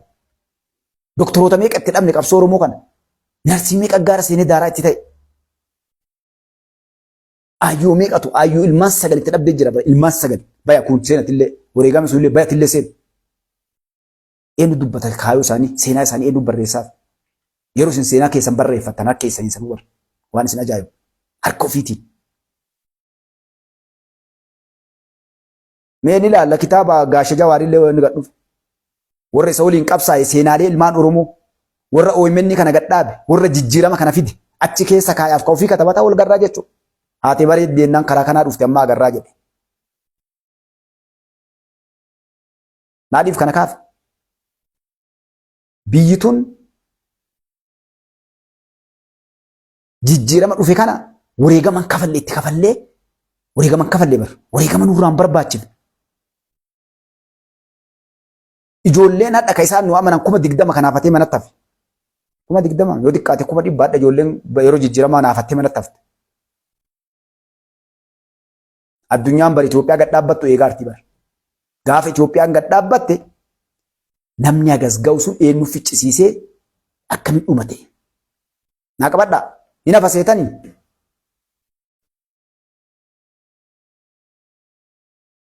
Takka jedha. Takka jedha. Lammata. Har'a Somaaliyaa fi Itoophiyaa walii galte maaliif dhukkubbii garaa isinitti taate? Eenyu faana dhukkubbii garaa itti taate? Maaltu deemaa jira Maqdashoo keessatti? Ijipti keessa maal dalagamaa jira amma? Eega jijjiiramni kun mallattaa'e. Maaltu deemaa jira? Maal dalagaa jirtan? Dhiisaa. Uummanni keenya xiqqoo isii waa ijaan argeereef bayyanatu jira. Diinni keenya isin walii wixxisee akka nama dhoqqee badee garte leephoo jedhanii gara keenya dhoqqee namni keessa bahuu hin dandeenye keessa bahuu wixxisuu jira isin waliin. Lafaa dhufaan kun ija banaafi. Dhiisa. Yoo waan biyyaa daladdan irra isin deebi'a. Yoo waan biyyaa daladdan warra ijoollee Oromoo dhamaastan waan biyyaa dalaguu barbaaddan koottaa wareegama kafalaa dalagaa. Hidhamaa. Namni waadda isin ajjeesu hin jiru. Koottaa hidhamaa. Itti barreessin Isaa wanna Muhammad Nuurii kana. Qilintoo buutanii guddata kanuma. Mootummaan ammaa kun qilintoo geessee isin gabbisee akka gaariitti akka isin gartee jiru takkaa isin hin jiraanne isin nyaachisee isin obaasee achii gabbaasa. Koottaa qabsaamee dhiiraa isin laalla wal laalla. Koottaa mee bara biyyaa gara. Takkaa du'ee namni maqaa siyaasa Itoophiyaa keessa jiru. Kan isin mootummaan nama ajjeesu dinnaa dhufee ajjeesta yoo taate malee takkaa ebaluun siyaasaa mootummaan kun ajjeesa hidhee jiradha. Namni siyaasaa ebaluu hidhamee natti hin jiru. Warra yakka dalagee hidhame malee. Biyya akkasiitii koottaatii dura ta'a mormaa akka biyyi namaa mormitu kan agarte. Koottaa ol seenaa ala teettanii jiruu gaarii oofaa soofa gaarii irra teettanii siree gaarii irra bulaa bishaan ho'aa dhiqachaa yeroo ho'aa qabbanaa dhugaa yeroo qabbanaa ho'aa dhugaa wardiyaan eeggamaa zannaxaa uummata keenya qotee bulaa keenya mataa waliin dhayinaa. Hirriban dhoorgina uummata ni gaya. Hoggaa jahan kana waan ilmoo namaa irra daladdanii. Hoggaa jahan kana wadafiit. Ijoollee tana karaa dhagaatiin akkana godhan malee. Kana harka kennachiiftee amma sabbaa isaa dhaqare. Sigalee. Ijoolleen tun hin badabbo. Baroonni isin xiyyaara asii fidee achi fidee mukatti cabsiteeti. Olaantummaa agarsiiftee jabinaan akkana goonaan. Kunoo tadha ijoolleen teessan galtee wal qalaa turre Oromoo qalaa turre Oromoo nyaachaa turre karaan taane deemtee yaa jirti. Isinii miti ilaallagaa. Dhiifa marra ilmaan Oromoo isinii miti nafxanyoonni isin jaala siyaasaa beektu isin leenjifte isin barsiifte nama isin goote isin kalee gartee aktiivist taataniif iyyaa fi turtan. Dhoqqeen isin nyaattee wal fixuu jirti kun Gondarii Goojjam keessatti mataa walirraa guuruu jirti laal. Mootummaa akkastu jiraadha. Hujii tantee nyaadhu kasiin jedhu namuu waan dalage nyaata. Oromoo taate Amaara Tigree taate ufii keetii muka ofitti hin cabsine ofitti oliin si jedha kadha mootummaa dhadhaa kun gartee ofitti ol micciire. Meeqa akkasii bara. Hin barbaadde haga ofii gartee muka narraa buqqise dheedu fagaaf kaan kuban kunoo amma ijoolleen shanee galtee aan. Naannoon Amaaraa gattaa'uu diddee utii tetteen kunuuti. Amma waan biraa fi gaazni hin jiru nyaanni hin jiru wanni takka wanni martuu gartee wannummaan suuqaa bitatan hin jirtu. Karaa walii cufteeti akka kaleessa mangazzigu gaashin keessan fayyadu gartanii karaa cufa karaa walii cufee dhukkee walirraa kaasuu jira. Siraahin bila akkas hojii teenyaa dhaganuma mootummaa dhadhaa kun sirra geessu dhaqee geessi yoo nechoo. Ibalu ati hayyuduree isaaniiti mataa sirraa buqqisuu akka Mangistuu Hayilemaariyaam akka Mallas Zeenaawii akka maalii kana dhadhabsaa qabaa ibaluu saniin qala mormarraa muraan hin jiru. Koottaa karaa nagayaatitti dhiisaa waan irra deemtan kan garuu hin dhaxxan nun dandeettan dhiisaa ila kunoo itti agarsiisa waan maraa. Wal akaayee wal woddee gartee asii achi deebisee wal xabbasee wal nyaatee gaafa irraa ba'e ufiin gurra qabee wal galcha. Uummanni Oromoo taa'aa jedhee naabbachuun dhiisaa ni didan.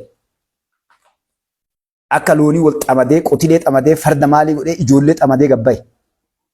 Yaa. Ebar uummanni kaleessuma ijoollee tana lakki hin barbaadu irraa deemaa yoo jedhu dubbiin agas osoo jarri gadi hin dhaabbatee osoo ijoolleen biraa yaadu. Oromoon kalee ijoollee manaa baaftee baaboo gurbaatti eenyu gati gabbatte liteen. Kan baqa weedhatee zinnaaraan deemu jira baay'ee gayyaasa.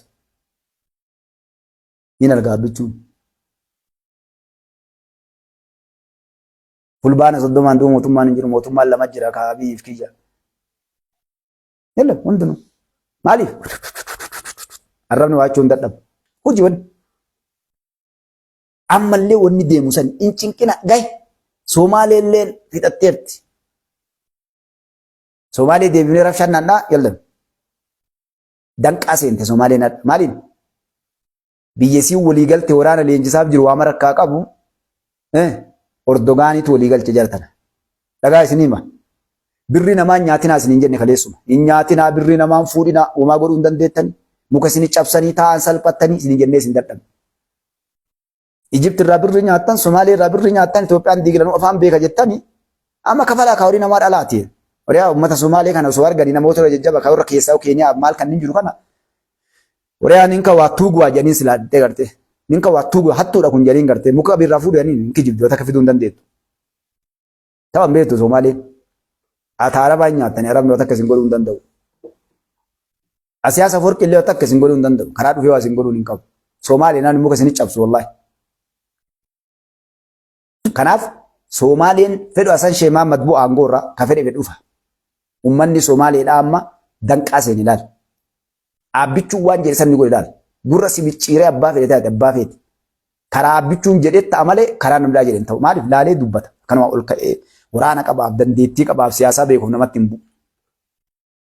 Karaa qajeelaa nagaa deema. Yeroo isii eeggatee wanni hunduu eessuma dhaqa. Maaliif zulmiin deemu nama miidhuu waraana qabaa misaayila hidhee meeshaa akkanaa godhee biyyittuu waan akka hin qabdu silaa abbichuun qaata dhahee seenee maqdashoollee qabatee waan hundaa waan adda kaawwatu markaballee buufata gaata dalagachuu eegale silaa. Garuu nama akkasiin osoo warri mallasfaa warri kalee jiraatee Somaaliyaa kana cabte argatee qaata kuranii irraan bu'an. Mallas Zeenaawii dheengaddaa si Utaaliyaas maraan dhallee. Ilmaan namaa daaraa itti godhee deebi'u takka illee kan godhin jechuudha. Hin godhu akkas Suudaan kalee itti duulte hin tunne namni kun. Gaafni abbichuun mataa namarraa buqqisu yeroo ati laayinii diimaa gubbaa geette jechuudha. Gaafa caaluu ajjeeftanii si lafa dhiittan bar taa'aa jiran ni diddan. Taa'aa jiran ni diddan.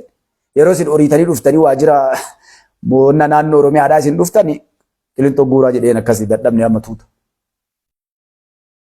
Takka isin hin garafne watakka isin hin goone isin tumee wayi isin tuqeen tunne watakka. Achuma isin nagee isin dhiise. Taa'ee mawtettiin faranjiin. Ijoolleen akkas godha nama dadhaban ka waan beekne ka karaa malee fiige qabdee karaa irraa qabda takkaa taa'u dukkana keessa. Gaafa achii bahe watakka hin dubbatu. Yoo ati tumte yoo ati ajjeefte jabaatee baya warri biraatu duubaa jajjabaan ba'a namaaf duubaa qaba kanam. Yoo ati dhiifte akkasuma achi keettee gabbaafte inni waan himatu hin qabu. Maal si qofa malee waa takka yoo guddatte waliin hidhaniif akkana ta'ee anjabaa kanaaf hidhanii itti guddatte jechuudha.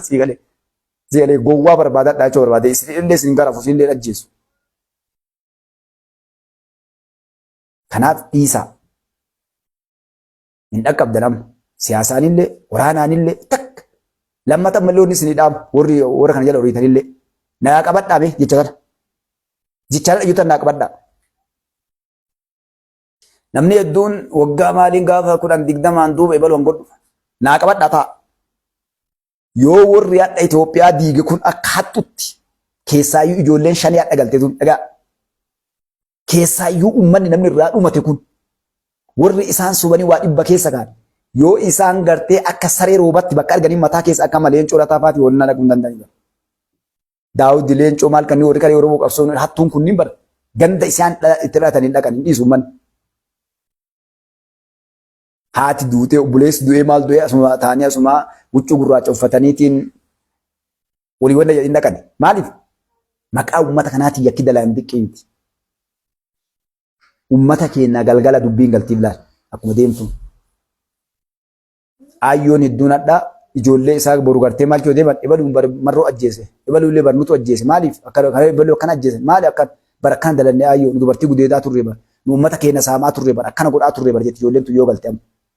Maali akkamitti akkana akkana ijoolleen tun ammoo waaquban qabdu bara warri kalee duuba taa'anii wada fiiti araakkiiloo seentanii akkana gootanii akkana godhanii jedhanii duuba oofuuf teeksimmisee jiin dalagu kuni wilii gabbahee dubbachuu deema yookaan yoo ofii amanee gale yookaan yoo qabaan isa qabdee dhufe. Kanaaf uummanni keenyallee hin dogongorinaa sabni keenyallee waan jiru guutuu irrattu jabaadha. Kanoonnis ni kennu maali? Wanni hadha biyyattii teenya keessa deemaa jiru wanni amma keessaa waa'ee waliigaltee Somaalee kanarratti godhamaa jiru hadha kabiraa fi Somaalee laaquu jira jechuudha. Somaalee maaliif odeessoo gargaara gadhe maal jabeeytan mormitoonni Itoophiyaatiif mormitoonni Somaaleedhaa walii galuudhaan baallama duraa walii seenan ekaa wanni isaan deeman wanni isaan godhan maali waan kalee walii galan ka isaan eegaa turan itti qophaa'aa turan Hasan Sheikh Muhammad dhaqee waan san harkaa fashalsee deebi. Inni namtichi bar maal ta'e beektanii kana qofa waan isa deemaa jiru argina namtichi ummaan waqa lafa badee lafa deemu deemu. Isarratti illee fincila kaasaa turanii Itoophiyaa Somaalee illee olirra oofaa turan. Yoo inni gananaan Itoophiyaa dha'uu deemallee biyya teenya diiguu deema jedhanii gosaan wal qoodanii deemaa turan.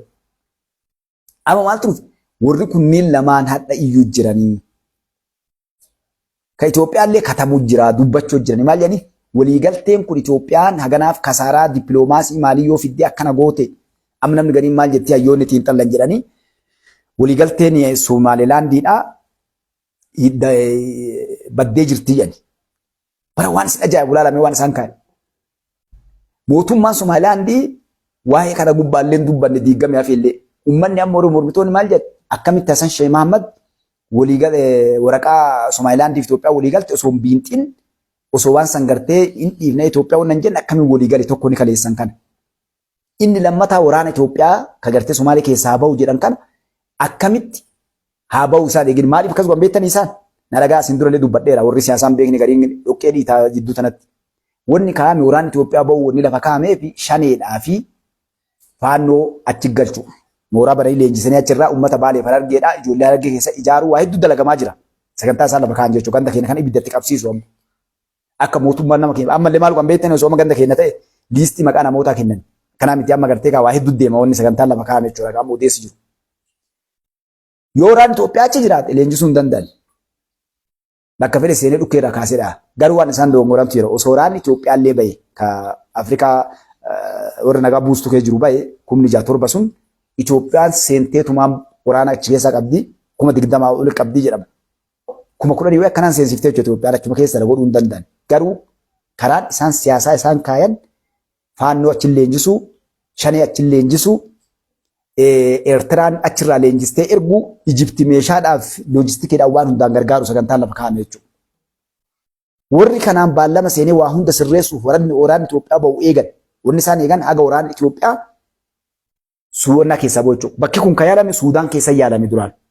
Suudaanitti waraana Tigraay achi leenjisanii waraana ijoollee Tigraay gansiisanii jeneraalota afurra achi jiru ka Suudaan naga keessa buusu deeme isa gansiisaniiti akka achirra mooraan leenjii achi banuudhaaf tattaafatamaa ture Eertiraan Tigraay seentee leenjaa turte jechuudha ijoolleen waraanni achitti. Kana waraanni Suudaan mootummaan Suudaan waraanni Itoophiyaa irraa ba'uu dheeyyaa ture yeroo san. Yoo achi raate waraanni akka hin dhiibne ni beekani. Rabbiin cabsisan. Somaalee deeban jechuudha. Somaalee tokko tattaafatame Eertiraa keessa leenjisuuf haga mootummaa Eertiraa kanaan mataa wal nyaatan maal taate amma eessaa waraana achi finnaa fi nafxanyootaaf teena tun achi gubbaa akka ammoonni isaan tolonna godhan nafxanyoonni seensaallee turtaa haga Tigraay jechuudha. Haga hin dhiifama haga Eertiraatitti. Eenyu Somaaliitti dabran amma jechuudha. Somaalee keessa leenjisuu waan hin dandeenye maalumaan gaafa yaadattanii ilmaan Oromoo ficcisiisan san daangaalee irratti bakka hedduutti nama ijoollee 6 fixan guyyaa tokko halkan. Wariin bitanii ilma namaa yaa ilmaan Oromoo bara waan namni keenya keessa jiruuf dalagu yoo isin laaltan bari uummanni dhumate miskiinni suni nama itti bitanii Somaalee warii biraan dabartu nu beeka. Ilmaan Oromoo ficcisiisanii gabbaruu iyyaa baan jechuudha. Barbalaa kaasu haa uummanni Oromoodhaa uummanni Somaalee nu keessa jira. Nu uummata Somaalee tan obboleewwanii wal keessa qubannee jirra. Baalee yoo ati Harargee yoo ati bakki hundi hadda Finfinnee kana kunuuti Somaalee tana jira yoo ati agartee Boolee Mikaa'el latta jiru Somaalee ciisa bakka hundi jirti Somaalee akkuma Somaalee maa qulqulluun Maqdashootu jechuudha. Nama kan akka nuti finduuf yaaliin sun godhame garuu uummanni Oromoo uummata akkasii miti mootummaan hadha jiru akkasii miti waan dalagame guutuu mootummaan kun waan beekuuf wanni sun fashalte jechuudha. Waraana Itoophiyaa haa ba'u jedhan Alshabaab marra 2-3 seentee dhooftee waraana Itoophiyaa jechuudha guutuu si barbadeessanii deebisan. Maaliif Alshabaabiin eenyu achi erga Ijipti jechuudha. Sisteemni dalagame. Amma maal fidanii biyyoota 6 warra ISIS jedhan waraanni Islaamaa dabaluu ijoollee Islaamaa dabaluu jirtedhanii Itoophiyaa tokkoffaa godhan biyya 6 keessa jechuudha. Laa sisteema isaan deemaa jiranidha. Kana bakka irraa dalagan ni beekna waliis ni gabbaasu deemna. Kun maaliif dalagamee uummata Harargee uummata Baalee keessaa kanneen lamaan ukkeessanii daaraa itti baasanii uummata keenya fixuuf jechuudha gara kanaan. Uummata Baalee gubanni irraa qaban guutuu dhibba mootummaa jiru kana waliin dhaabbate. Uummanni Harargee guutuullee harka 99.9 mootummaa kana waliin dhaabbate jechuudha. ummanni kun lafa istiraatejii gubbaa jiru ni dalagame tapha seetanis. Amma maal fidarree kaleessa Mallas Zeenaawiidha Alshabaab jedhee uummata keenya hidhee fixaa ture. Baalee hagana qabne, Maaliyyoo hagana qabne, Gindhiira hagana qabne, Dooloodhaa hagana qabne, guyyaa dattan taate. Jijjigaa keessaa hagana qabne akkana goone sheekulee teenya darasaa qaraatiif olii gaddeemtu. Nama keenya kan daran akkasii fixaa turan jechuudha. Kan itti sabanii fixan. Namni kanaaf jecha ilmi ofiillee hin qabu dalagatullee bakka irraa yoo deeman akkasii fixaa turan kan isin hin beekne jira. Har'a amma tooftaan dhufame gara biriin dadhabame shaniin gamanaa diigamte tooftaan isaan fidan amma amantiin kun ammoo naa qabadhaa gabba wayina faseetanii biraa waafu hin deemu irratti dalagamaa jira jechuudha. Mootummaa Dr. Abiy Ahmad Alii amma namoonni gariin kalaaluutti waa shanee fi girrisaa kenna ala keessa yaa'u kana seetan. No akka addunyaa harkaa qaban nama kanaa dhamu. Bahee jira harkaa. Biyyoota kalee nama agartee ergattuuf biyyoota kalee gara feete waan feete nama daladu guutuu harkaa bahee jira. Itoophiyaan waan feete dalagi. Meeshaa biyya fedhe irraa bitata. Biyya fedhee walii galee deemaa jira. Kanaaf jecha karaa biraa ittiin dhufan hin qaban. Namni kun dandeettii inni qabu ni beekti. Biyyoonni guddatte guutuun isiidha. Itti qophaa'ee dhufa akka gaarii beekte jechuudha. Akka garbiin waa godhu ajjeesisu yaalame kun hundinuu.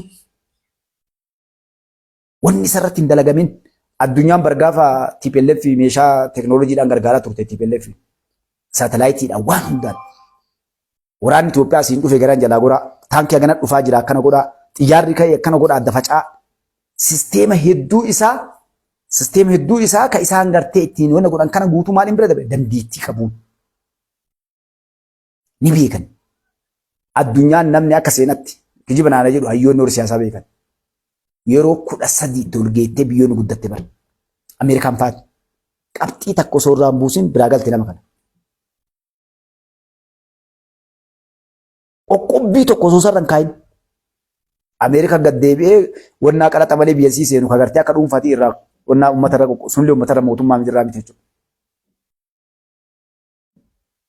Kanaaf namni mootummaa kana irratti hin duulin namni mootummaa kana irraa shakkii nama kana irraa hin qabne akka addunyaatti hin jiru warra biyya gargaartee yoo taate malee.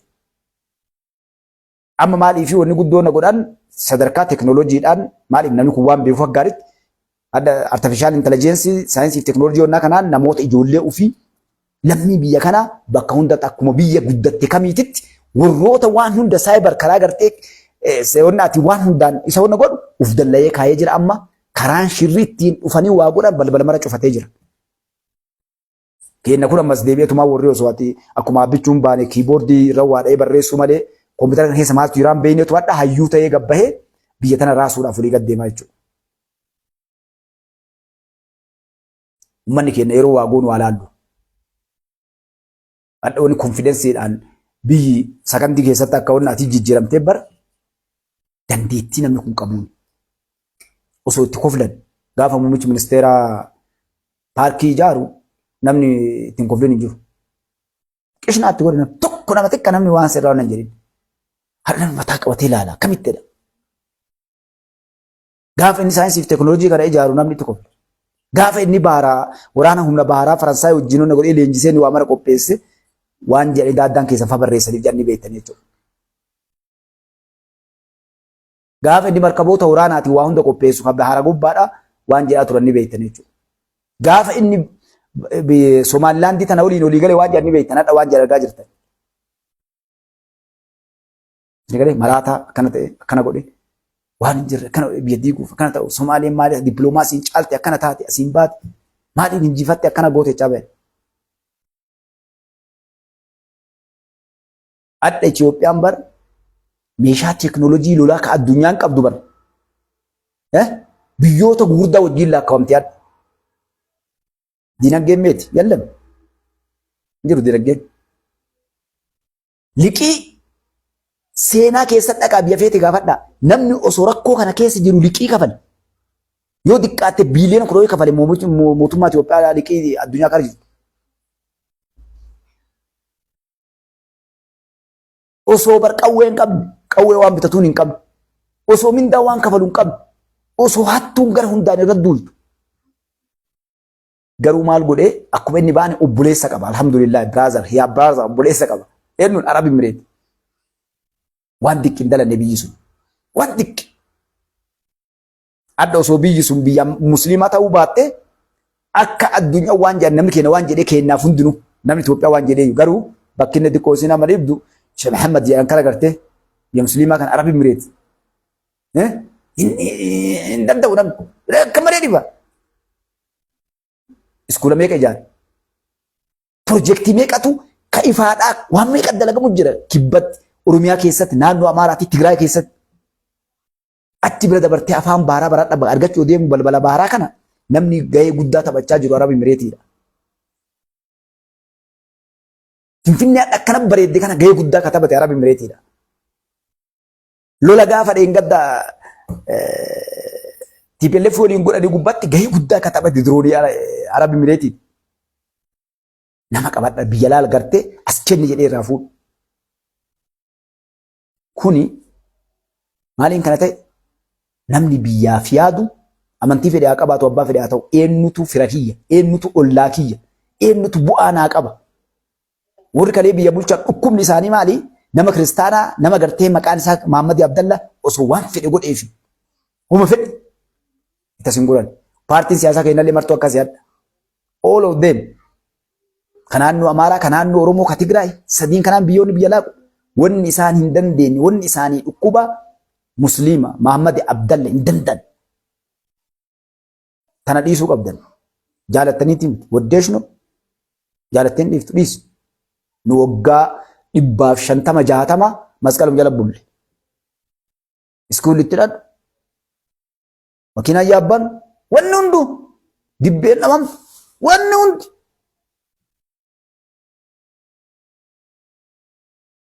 Maaliif? Kakkas dalagu sun nu caalee argame gaafas. Yeroo ofitti dalage warri nu ho'aadha akkas goona miti. Mirga qaba warri illee iskuula ofii banachuu waan fedhe dalagachuu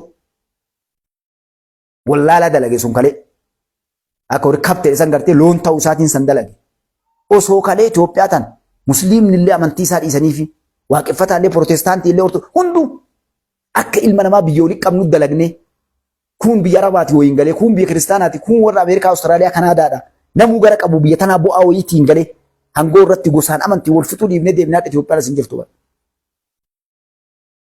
Mr. Mandeellaan ummata adii isaan akka gabraa lafaan qote gaafa itti dhufe dhiifama godheef adii warra isa waggaa 27 hidhee garafe warra ija isaa duratti gartee girnoon matarayaa isaan ilmaan isaa lafa gannaqe ummata isaa akkasii afoo gadafe maali yoo akkas hin taane South Afrikaan nagaan taatu.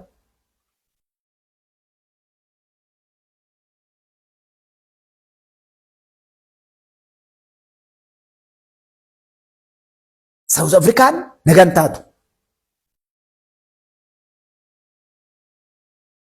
Qabsoon biyyattii tana keessa dalagame wallaalinnaan ka dalageef warra garee maqaa amantiitiin deemu qabsaa'onni Oromoodhaa bara gaafa kaleessa qabsaa'onni Oromoodha uummanni musliimaa qabsoo uummata Oromoodhaa dursuuf qabsoo tanaan gadi hin bahe hundayyuu musliima kiristaanallee ammattee deemaa turte. Jeneraal Waaqoo faat jaarraa abbaa gadaafa ati gartee ebalu amantii akkasiin jenneen garuu gaafa warra kana harkaa qabsoo baasan maaltu dhufe beeytani tokkoffaa maqaa nurraa jijjiiran.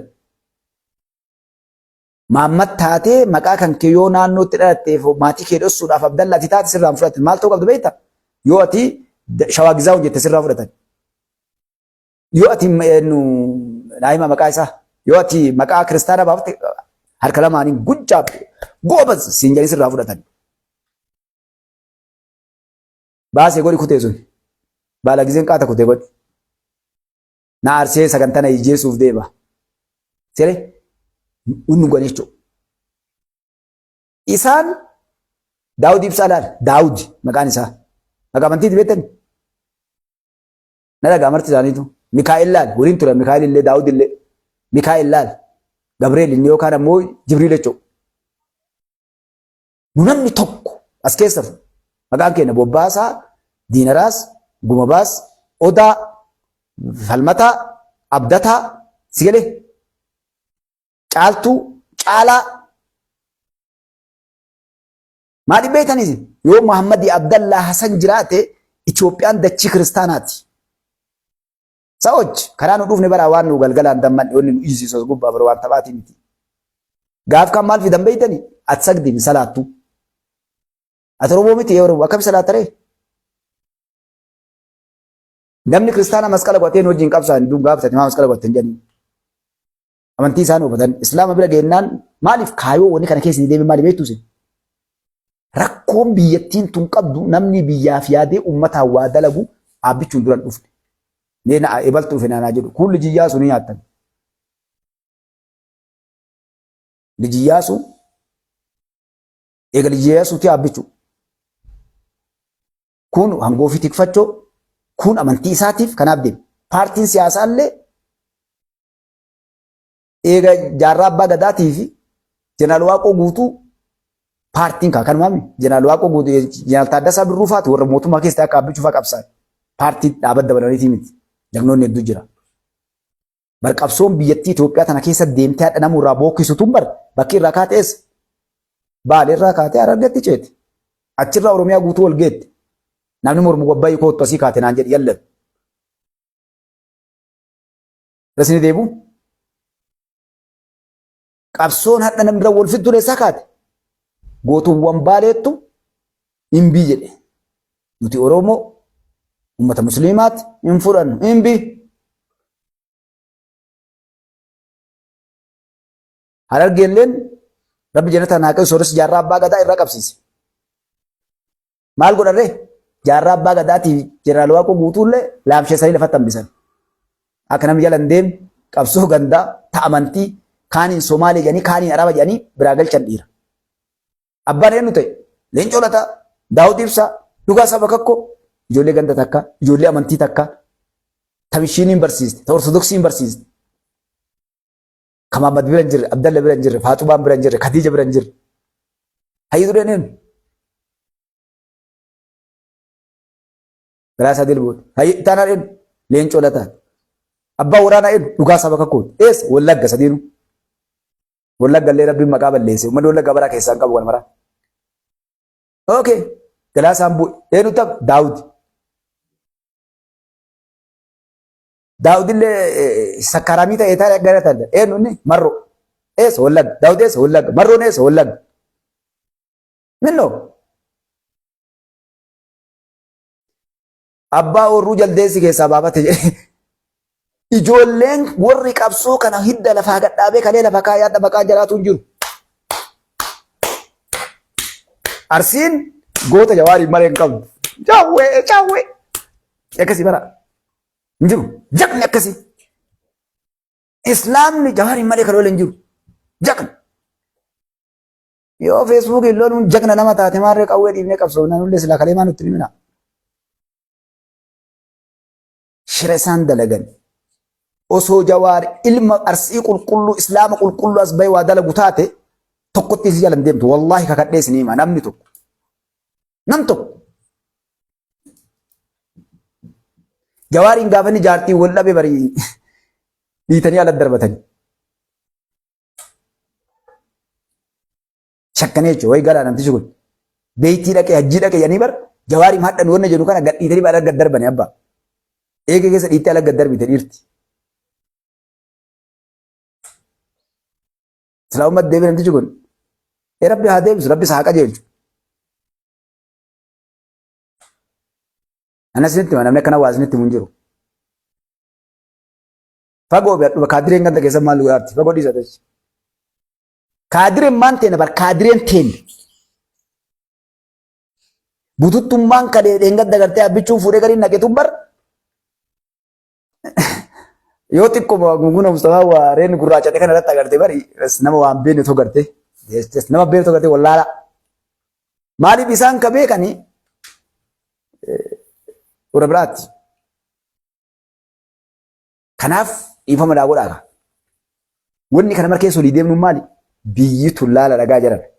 Osoo adda Dr. Abiy Ahmad Ali musliima ta'een kana irraa iyyine ahaa musliima kana iyya Mustafaa dhaan jettan. Muummichi ministeera amantii biraa qaba sun isaaf rabbii wal gaafata tasanii. An akka Mustafaatti kaleessa Daawudiin illee Galaasaa illee Leencoo illee mara baroora balaaleffannu kan. Hoggana dhaaba kanaati rakkoo uummata Oromoo hiikoo walii wareegamaa jirra jala deemnu osoo iyyachaatuma akkasitti maaliif? Osoo agarru rakkuma akkanumattuu yaanee dhumannee nu haa wareegamnu humfiite nurra haa geettu ummanni keenya gabrummaa jalaa ba'u jennee obsinee yaa'aa baane. Hadha ummanni keenya waan nu kalee keessa dabarsan nu quban qabu. Hadha guroo jaalbanteen as keessa ilma tuulamaatiin tokkocha shawaa jedhanii tokkocha tuulamaa. Maaliif qabsoo keessaa fixanii bara? Goobana daacee jedhanii. Goobana daaceeti maqaan ilmaan tuulamaa. Jagna feeta'eeti beekaa feeta'e.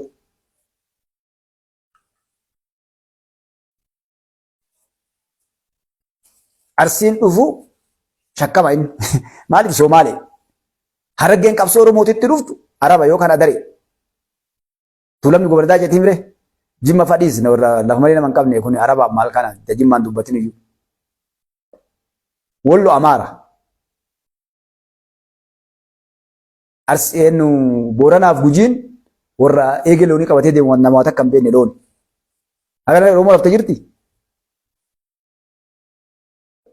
Akkasiin as geenne. Hadha gaafa walitti qabaan dhufe namni Oromoo illee Amaara illee Tigiree warra biyya kana qabu namni hundayyuu ganda isaatti akka dandeettii isaatti Oromoon akka Oromootti Amaarri akka Amaara Tigireen akka Tigiree Guraageen akka Guraagee Musliima akka Musliima waaqeffataan akka waaqeffataatti biyya kana walitti qabu namni jedhu akka bala itti bu'ee ni jiite jechuudha. Wayne maal taatan jara maaltu isin bu'e? Minoo naachu maal taatan namni waa himata agartee. Biyyi tun akkana taatee maaliyyoota maal harkaa qabdan? Mee warra amma iyyuu kanaan mee maal harkaa qabdan yaa akkam godhuma nan jedhaani.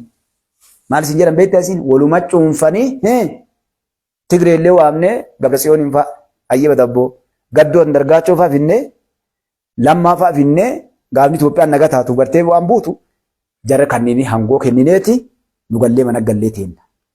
Ka ta'u eenyu dhaam namni tiyya haa taatu na malee warra nu malee bakka dadhabne nu malee hayyee isin nu malee kana yoo harkaa qabaattan as fidadhaa nuti ministeerri kunoo kitaabni kiyya kunooti. Itoophiyaa kana jijjiiruu barbaada karaa kanaan deemuu barbaada akka hunda barreessee itti kennu hunda. Mormaa hoodhaa na caalaa argama kitaaba namni dubbisan jiru.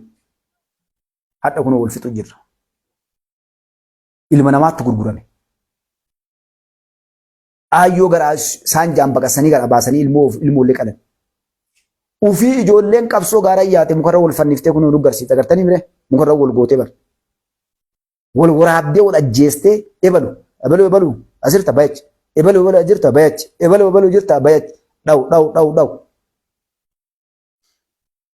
Osoo nu garuu akkanatti garee marroo, garee sanyii, garee faqqadaa, garee fincilaa, garee finciltuu, garee dachaasaa osoo kunoo isin bartan kan waraana kibbaa, waraana maaliyyoo, garee ka'arsii, waraana jimmaa, waraana gujii, waraana harargee, eka waraana barsiilaa maqaa wal waamanii isanii bara. Kunooti ijoolleen kalee gaara baate osoo nu garuu laalaa bara salphina. Waraanni waliin kaayoo ba'ee namuu gargari gala. Sanyiin gantuu amma. Maaliif jara gane jaraaf gantuu. Marroodhaaf gantuudha. Hogganoota keessaniif gantuu. Uummata Oromootiifoo fira isaanii, ilma abbaaf haadha ganda saba isaa dhagaye. Isin galee gantuun eenyuudha amma ka saba gane. Warra hadhallee lakki hin dhageenye uummata. Eega uummataa qabsooftan. Uummanni galaa yoo jedhe ni galtan. Akkanuma. Uummata qabsoofte galaa uummata jedhe biraa Harargeen jette Shawaan Gujiin uummanni Oromoo guutuun galaa gahe ifxamadee gabbaa'e uummanni isiniin galaa deebara. Hadhallee kun aayyoon ta'e nan labdees waamu jirti. Oromoo qabsoofna akkamitti? Kaleessallee dhiifamta irraa isinirra baasee dheeradhee kaleessa qabsaa tokko jechuun nama garii waan adda baasuu ammallee deebi'e qabsaa jechuun maal beekta? Waan isin jalaa bade isinirraa barbaada narraa fudhaa barbaadii kootu sirraa fudhannaa jedhiin. Hin erganne namni uummata san bakka hin buune. Uummatatu yoo inni karaa haqaarra jiraate irraa fudhata jechuudha. Isin baramma nu qabsoofne nu kalee gaafa qabsoofnu uummanni nu ergateeti miti. Uummata bakka buuneeti miti. Numatu aaree manaa bahee aayyoo abboon kiyya maa miidhamtii roorroo tana irraa deebisaa jennee manaa baane. Maal gootee amma uummata kanaan isinii baanee na gargaara kadhattee jechuudha baarraa fudhatate hooma akkanaa na gargaara akkana godhaate kan na gargaa'ila maaliif manni maal isin eegaa maaliif si gargaara waan akkanaa isin jalaa bade isinii barbaadu lubbuu tiyya kennee deemaa jira uummanni yoo sitti amane si gargaara gaafa ati deemtee wayyoofte uummatan tuyxuu uummata kanaan miidhamaa jiraatte agartu ofii si gargaara uummanni. Nu Jalbattiin baas keessa jaallan hedduun na dhagam viidiyoo kiyya kana. 95 irraa eegalanii ummanni Harargee, ummanni Arsii, ummanni Baalee haga Gujii Booran haga bakka Oromoo jirtu. Haa jirti hin jirtu bakka birii. Ni jirti naan jedha. Waraana as jiru kana dhugaasaa bakka kunuun lubbuun jedhan dhagaa ammallee nama keessa qaluu yakka uummata irratti dalaguu eegalan. Yeroo san ummanni maal jedhe? Bayaanuun jedhe. Utu. Yeroo san woxxaan jala garam Harargeedhaa Baalee dhufe Baalee irraa Somaalee seenne jechuudha. Uummanni baay'oo siin jedhe bahu osoo akka hadhaa mootummaan Oromoo jiraate ol gallee harkatti kennan. Ka jiru diina uummata keenya keessi akki dalagame uummanni nurraa bayaa jedhe jalaa baane. Hadha ijoollee tanaan galaa jedhe uummanni. Amma ka galee gantuu tahee ka gaaratti hafee jagna ta'uu deema ammallee. Kanaaf akkana isiniin jedha dhiifama isin dheeradhee qabxii sadirraa dubbadhee qabxiin tokkoffaan eekaa seenaa yoo deebine ga'ee biyyaa kafallee yoo deebine dhiirti seenaan katabamtuuf tokko lamaa miti abbaa 60. Jalbantiin fas keessanii as teennee as gubbaa nama 2,300 maqaa dhoofnee isin himna. Warra umrii isaa qabsoo Oromoo kanarra fixe. Umrii bara ijoollummaadhaan haayidaa jedhanii haayidaa dhaabaa jedhanii ijoollee xiqqoo ganna 5-7 taatee dhaaba kana keessa guddatanii dhaaba kana malee ganda ofii hin beekne lola meeqa seenanii loo 100 meeqa wareegama meeqa falen diina meeqa lafa gannaqanii qubee tana bocanii waa hunda bar waan namni dha wal fitu kana warra lafa gadhaabee fide ka lubbuu jiruuf ka doollee namni quban qabu yoo akkam guddatte artistoonni ebaluu jagna kana warri wallistoonni warri wanna baasan kunni waajanii bira kutana gana kitaaba namni gabaabaa kitaaba ebaluu nama murtaa'e nama 20-30 agam jagna Oromoo jignoota Oromoo jedhanii adda seenaan gugurdaan katabamu qubee tana eenyu nu boce tokkoffaa kaayoo tana eenyu eegale bakka raakee qaba baroonni martu finciluu kana gabbanii loluu kan eessaa eegalan namuu maal godha beektee rakkoon ta'e dhiifama isin akka duuban deebine namuu bakka ofii irraa kaase irraa herregataa jechuudha rakkoon tana maaliif nu malee kaa nu malee namuu bakka qabsoo irraa eegale. Amma daaddaan dhiifama kaa daaddaan yookaan gaasheen yookaan ammoo gartee bulloon yookaan ammoo jawween eessarraa kaasama qabsootan bara ofii kanarraa kaasama. Akkasii bara akkitti Oromootti qotanii awwaalan. Waan ofii dalage adda baafatee ta'u ofii godhachuudha. Nu malee jechuun kana. Nu malee jechuun kana. Abbichuun maal jedhe? Qabsoon tun haasaa isaa bakka hunda dhaqa ilaala. Ilmaan Oromoo qabsoon kun akkitti as ga'e. Fakkeenyaaf bakka Oromoodha keessa uummata baadiyyaatti maal jedhe? Abbaan qabsoo kanaa isinii. Diina kalee biyyaa diina kaleessa nu cabsine ka amma nutti hafe ammoo galchine seenaa jiraan waaqoo guutuu faarsuu dhiisaati. Gabbayaa dalagadhaa biyya ijaaraa jedhee jechuudha. Nama isin dhufee kaadiree isin dhufte mataa irraa dhaanatti maali? Ni beeka uummataan qulqullummaan isaa jagnummaa isaa jechuudha. Jimmaa Mireen wayii Arsii Baalee dhalate abbaa bakkaa qarqeeti. Uummata Booranaatiin badhaadhina naa kennaa eebbisaa jedheen hangafa Oromootiif. Harargee keessa dhaqee waan dubbate qaba. Naqamtee dhaqee waan dubbate qaba. Tuulan bakka hundaa Amboo dhaqee waan dubbate qaba.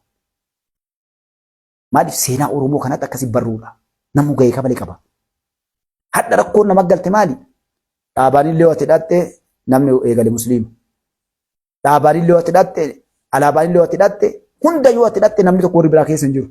Akkam godharree bira gadu bukuteen martinuu adda anillee asii eegala borullee kun achi eegala ilmi kiyyallee achi eegala akkasi seenaan Oromoo awwaalamaa dhufte kataba achiisa seenaa katabdanii eegalli qabsoo bilisummaa Oromoo ichi ka'e agas dalagan asitti itti dhufe qabsoo'an asitti qabsoo kana itti dabalame haga dabalame kana dalage eega seenaa kee ofii katabachuu dhufte ka eega ofii gartee ofirraa of qaraa'uu dhufte waa gara bisitti fuudhee gartee karaa san dhufte maal goota ana si qabsoota nadda balamee gaheen kiyya kanaa nan gatiin nan darbina ana jala deema gaafa nama mataa waliin dhawlee waliin mataa waliin dhayaan jagna kanaati goota kanaati beeka kanaati edi kataban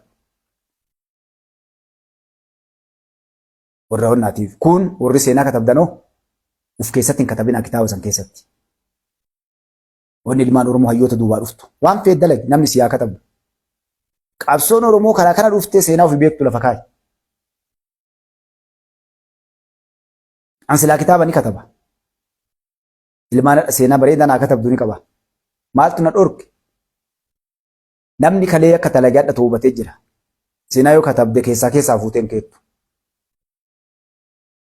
asii achi fuuteen keettu seenaa fagoo miti waa fagoo miti maqdashoo irraa fuunee hagadhaa kana yoo katabne ana jaalbantii baas keessatti maqdashoo irraa fuunee waan dalagame tokko namaa hojii yoo katabne an kitaaba 100 ni kataba kitaaba 100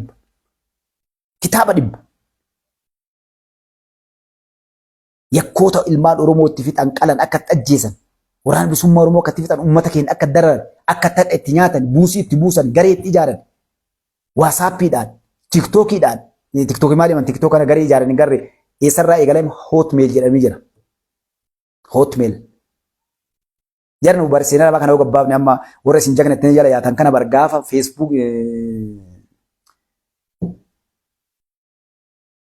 paltok warra barjagnaa kun gaaf paltok gubbaa jimaa gama akka warra yaman kana asiin gahee bar ilma haadhaa inni yoo irra jiru baradha gootaa fayyuu jagnaa bar eenyu taniin gurbaa mana marrabsaa olu kana ka gurbaa arsii kan namni dhatu hin jiru caffiraabnis faa gaafadhaame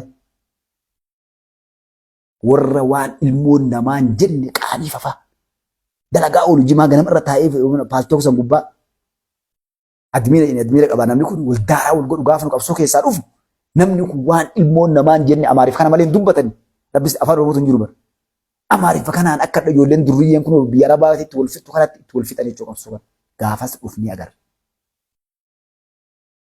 yeroo miseensa dhaabaa dhufeedhaan gaafas warri hadha jagna ta'ee qabsaayaa ta'ee Oromoon na guddi afaan na guddiftee moo pidoon na barsiiftee kuni caljalan qabsaa'ota dhufe usa mee seenaa irraa barannaa qabannaa jaan kalaafas hadha gamtuun hin jetti durriyyeen hundi qoshaashaan hundi hadha warra kalee seenaa kana waa'ee oromummaa nurraa dhageetti amne kun jaalbantiin as keessa nametu jira daawud ibsaa takkedha abbaa caalaa lataa dhugaasaa bakakku ollaa irra akka namni kumni meekee jiru waliin nu fidanii yeroo anjala jamataa keessaa guuree admiina inni gaafas warra nama darbuu jira admiina jechuun nama na eegu alma uf argee jechuudha balaan buutee namni waa meeqa bahee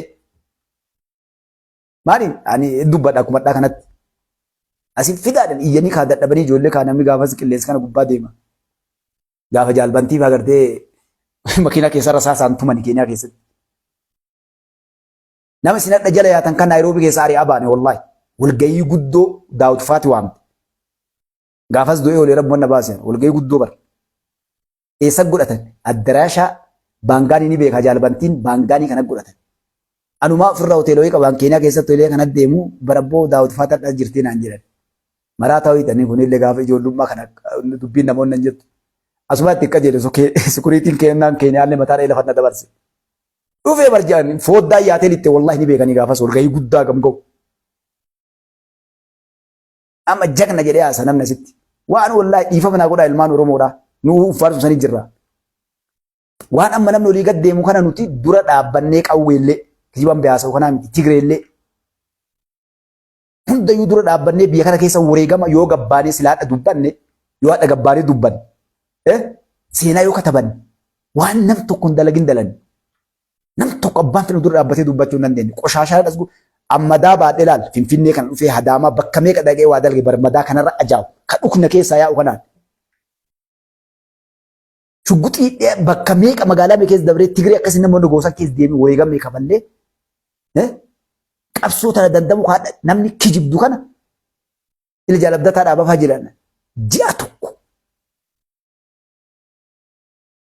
Somaalee seenuu bar wareegamee kafallee bar qabsoo tanan gannu maqaa Oromoo nyaannu maqaa qabsaa'otaa nyaannu jennee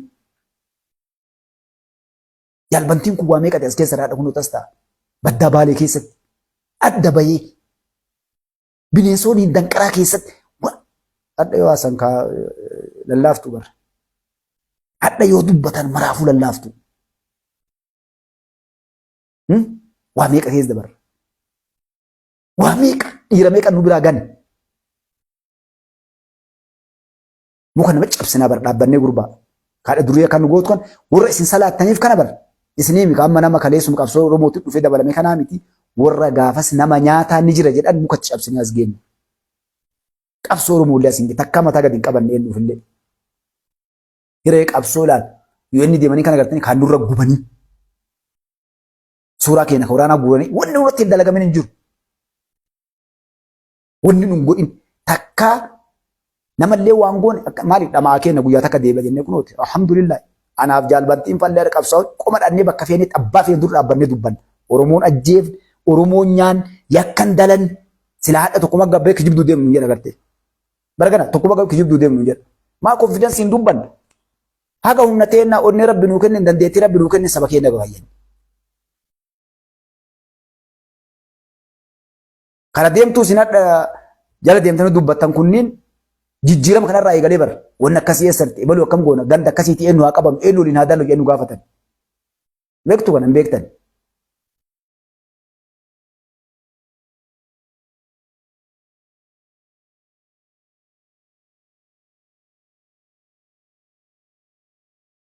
Yes, yaa jaalbanti. Isa kan jaalakii. Kanaaf akkasii meesuutuma haayaanu qabsoo tana yoo wareegama taate namni qabsaa'ota kalee caala abbaa feeti ta'e wallaahi Oromooti dhiifama naa godha. Wanni Mustafaan Dallanii asirraa maraatee dubbatu bara karaa keessa dhufne beena waan taane. Seenaa tokko guyyaa tokko isinii mana dhagaa nama 64 jirra.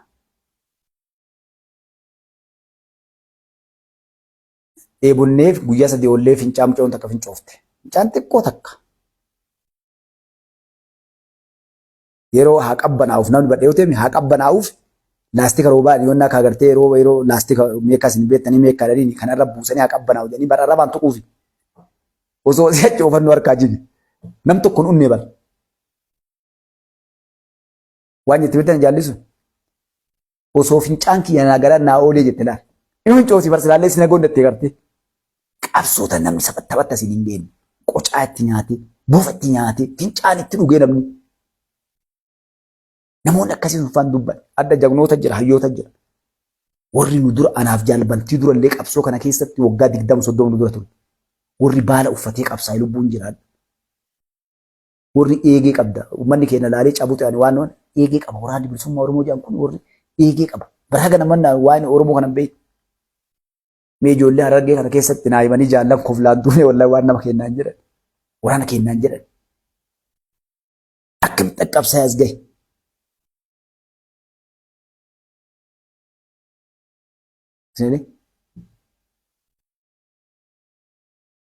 Eenyu tokkummaa musliimaa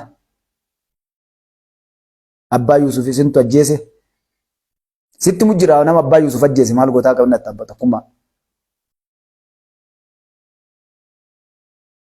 jaal mul'is gadaa fa'aa nama gansanii ta'u oltu ati bineensuma baqaa dhoofnu kanatu nyaate jagnoota Oromoo yoo mul'is deebite ijoollee Harargee marsii kanneenuma nyaatee fite. Olumaayii qalanii Baalee keessatti olumaayii guddaa laal darasaa isaa wajjin deeggaraa dhaaba kana bar olumaayii sun bannamatti laafa seetanii qalanii dhugaa sabaa kookuun saglii qabatee itti dhufee qalee yeroo inni qaluuf gachiibse waan jedheen abboon hanqalinaan deeggaraa keessa deebi'ee baluu jedhanii jedhaniin hattuu nu sobdaa nama biraa waliin daladanii gachiibsanii goorraan olumaayii darasaa waliin deeggaraa dhaabaa bara.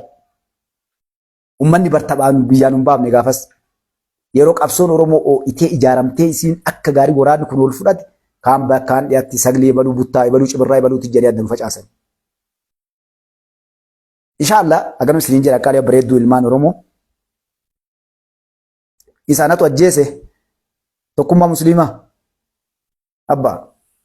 Mee akkas inshaallah akkaalee bareedduu ilmaan Oromoo ajaa'ib fideeyyuu kun eenyu hedduu isin jaaladha hedduu isin kabajaa dhiifama namaan deemtiin sa'aatiin isin biraallee deemee jira. Rabbiin biyya teenya illee nagaan waa godhu wanni kana keessa deemee godhe humna isheen taanu maali? Hawaasni keenya kun hafuura haa baafatu, nagaan haa jiraatu, haa dalagatu, haa bocatu, haa daldalatu, ijoollee haa barsiifatu. Ni akka ilma namatti ijoolleen maan teenya dhuftutun illee akka ilma namatti hafuura haa baafattu dhiisa. Yoo dandeettii qabaattanii ammoo kan waa dalaguu barbaaddanii gabbayaa dalagaa weelkaam jennaan warra dhaabaa kana yaa'e illee hayyoota keessanillee waan gootanii koottaatiin gartee biyya dalagaa. Yoo kanaam jettan ammoo waan gootan waan biyya ijaaru. Qeequun dandeettanii bara waan biyya ijaaru. Hinaaffaan osoo hin taane waan biyyaa bu'aa qabu diinaan tumsinaa mootummaa qeequu mirga qabdan biyyan diiginaa biyya utaalaa jirtu tana taakkoo ittiin ta'inaa gufuu jalan kaayinaa hin dandeettanillee isumarra bahee akkuma makiinaa elektiriikii durii gartee yeroo taakkoo jala kaan irra bahee dabree qileettaruu ufumaa gartee qileettaruu deemtan takalee irraa baradhaa gammaaf isiniin jenne. Wareegamallee abbaa qabsoof gootanii achi nun qabinaa du'aatu keessaa nu dubbisa. Laalladhaa yeroo katabdanillee yeroo dubbattanillee seenaa isin bada. Maaliif dhiirti tun wal geennee guyyaa takka yoo nu waa gabbaafne zeeroo dhatti. Dhugaa namni namu argu isin beeku kanaan waan jedhanii nama wallaalaa fi jaamaan wallaalaan nama argee isaa jagnaa jedhani. Abiraa jagni biraan jiru. Jaamaan gaafa ijji banamteedhaan inni gaafa sargee wanni martuu isa uma argisan dhuga isaaf. Ijji jaama ijaanii argu bara. Hadda ijji banamteef inni amma bakka argisa irraa waa laakkata. Jaamaa waan ta'eef ijji waan hin garreef jechuudha. Wallaalaalleen takkaa namni amma jagna yoo namni jagna tokko ebalumu isa namni akka isaan jiru siin jedha. Hin agarre takkaa jagna inni. Seelee kanaan beektaa jechuudha wallaalaa ta'uusaa. Hayyooteen ebalumu siin jedha bes irra siqaluu deema. Inni hin agarre takkaa. Warri akkasii seenaa qoradhaa. Seenaa wanni jedhaniif seenaan waan atiin arginsi bira dabre. Katabee lafa kaaya. Of duuba deebi yeroo namni waa dubbatu. Wal bira madaali. Namni nama kana caalu jira. Hayyuun kana caalu jira. Eesiin jedhan. Akkas jira akkas dala akkas dala akkasin madaaltii nama wannaa kennita jechuudha. Maaliin nama haqaa taataa rabbi biratti illee nama biratti illee ni uffulta. Kanaaf nu dhugaa wanni dubbannee iyyinuu fi nu barbeekomtii nu kennaa jechaan jirru. Maaliif nu caalu jira kaasinii maa jirraami amma nu yoo anaaf jaalbantiin as teenne namoota nu jaala gatii kafilantu jira kanuu biraan geenne dubban nama jala bira teenne. Jele nullee nama nu biratti hin dubbanne jira. Nama san biratti illee nama biratti hin dubbanne jira. Walirra wanni miidhama waan kana sabaan miidhaman. Namni amma fakkeenya raayyaa ittisa biyyaa caalaa namni amma biyya kanaan miidhaman jiru. Abbaan fedhe. Raayyaa ittisa biyyaa maal ijoolleen raayyaa ittisa biyyaa seente jiruu namaa keessaa baate. Fuutee mana horattee wannan jettu bakka feeteen dhattu uummata kanaaf hidhamtee lubbuu fiillee kennitee kocoroo godduu nyaattee mooraa walitti qabanii dallaa keessa teettee jechuudha. Feetu biyyi nagaa taatu isaanii jechuudha tokkoffaan laal. Isaan keessatti si waga deebite warri magaalaa taa'uuf gammoojjii taa'u tokkoo miti. Humni qilleensaatiif kalafoo tokkoo miti. Tartiiba qaboonni martuu isin jechuu barbaadeeti. Wareegamni kun akkasuma tartiibaan deema. Warri nu dura waraanaan lolee fadha qawween loli tokkoo miti. Kanaaf isaa dheeraa turee jeelaan inshaallah kana yeroo biraa osoo jaalbantiin fayyaa qabaatee rabbiin naas naa deebisee teennee ammoo ni dhufa inshaallah. Namoota jira amma nutu asii irraa inna malee warroota hayyoota jira. Namoonni yoo teetta isin boottan ilmaan Oromoodha. Namni akka jaalabbaa biyyaa roobaa quubsaa sabaafaa namni adda bubbaasa namoota hedduu jiran hayyoon anaan nu caalaa kitaabni lafarra deemu seenaa Oromoodha. Dhugaa hayyootuma dhugaadhaa. Qabsaa'ota dhugaa warra dura qabsoo kana keessa jirantu jiran. Namoonni akkam gurdaan rabbi. Namni adda umrii isaanii ganna 70 80 ganna 60 warra qabsoo kana keessa dhalatee guddate. Akkanaatu jira warri kitaabni jechuun maaliif eessaa kaanee eessa dhufnee hambaan qabsaa'ota. Nama adda agartee lubbuun jira kunoo dheengadda Shimallis bira waliin dhandhe nama kabbaan ajiifaa jira. Kitaabni lafarra deemu dabiraariin. Ka walii qala qabsoo amma namni wal fixu kana eekaa maqaan gartee adda musliimaa fi awwaalee malee waamee mootummaan naannoo Oromiyaa akka federaallee teessee gaafate. Qabsoon Oromoo eessaa kaate eegalee namni siimoo jechuudha. Eebalu akkanatti. Yaman waliin kana dalannee Siiriyaa wajjin Iraaq wajjin biyyoota Arabaa kana qabsoon Oromoo asii kaatee qobaadhaa. Deeggarsi bakki irraa dhufe. Abbichuun hadha ilmi Oromoo karaa kalee qabsaa'onni kaanii deebi'e bara. Kanaaf itti duulame. Karaa kana dhufe. Seelee tokko tokkotti jaarraa abbaa gadaa karaa dhufe hundi namni lubbuun jiru jechuudha. Warroon akkana kanneentu jiran. Sheexayeessaa fa'aa jira raggee keessa. Namoota walumaa namni guddaan bara ilmiin illee sheekuleen. Rakkinni jiru garuu guutuun isiitu warri akka seenaa kana irraa sidaa baddeessu nama musliimaati. Nama arguun barbaadu rakkoon tana bara ni jiran. Yoo xiqqaate namni dhibbi takka ni jira namoonni akkasii jajjabaan. Warri qabsoo kanaan jaalbantii dura yoo xiqqaate ni xiqqeessa. Garuu guutuun isii harka dhibbarraa dhibbatti guutuun musliima. Nama arguun barbaadu. Kaameraa dura dhaabanii maqaan keessanii nuyi Muhammad Abdallaa Hasan yookaan Kadir Muhammad jedhan hin dhaga'uun barbaadan takka. Lammata seenaan isaanii waan qulqulluu dhugaa saniiti. Qubeen akkana bocamte alaabaa dabalisummaa Oromoo akkana bocamte gaafa durii odaan qabdu ebar.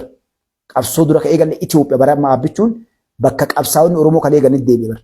Qabsaa'onni Oromoo gaafa jalqaba eegalan warri diddaa gabrummaa kana kalee diide Itoophiyaa eegale qabsoo.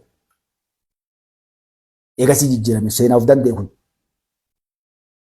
Maaliif sabni biraatti dhufnaan diinni keenyallee dhufee nutti dabalama ofirraa dhoorguu hin dandeenyu maqaa biraa baafnu deemame jechuudha. alaabaan hadha gartee alaabaa odaa maal kana qabdu tunillee achumaan dura baate. Qubeelleen jalqaba arabiffaan katabde dhiirti.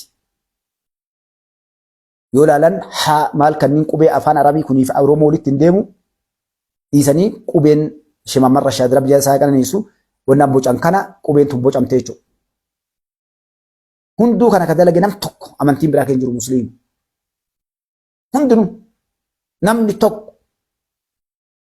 hatta namni gargaare. Eenyudhaan kaama doktoricha kana eenyu maqaan isaa kaama kitaaba katabee nama maqaa isaatiin waamu kajeelan kanatu kitaaba dura ittiin katabee jechuudha. Hayilee Fidaa. Kana hundayyuu maaliif kana kaan? Seenaan hiyyeessan qabu.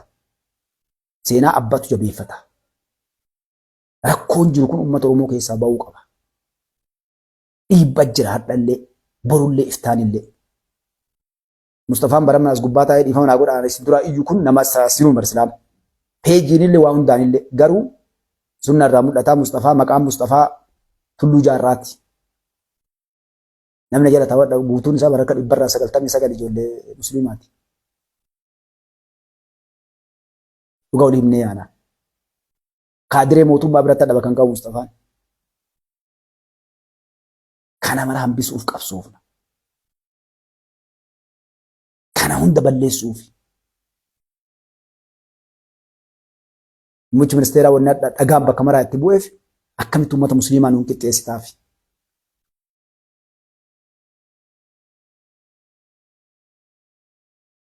Kanaaf hagan isiniin jedha, isin jaaladha, isin kabaja, halkaniiti halkan gaarii, ka guyyaati guyyaa gaarii, uummanni kiristaanaa waaqeffata nagannaa jiraadha, uummanni musliimaa assalaamu alaikum wa rahmatullahi wa barakaatuh.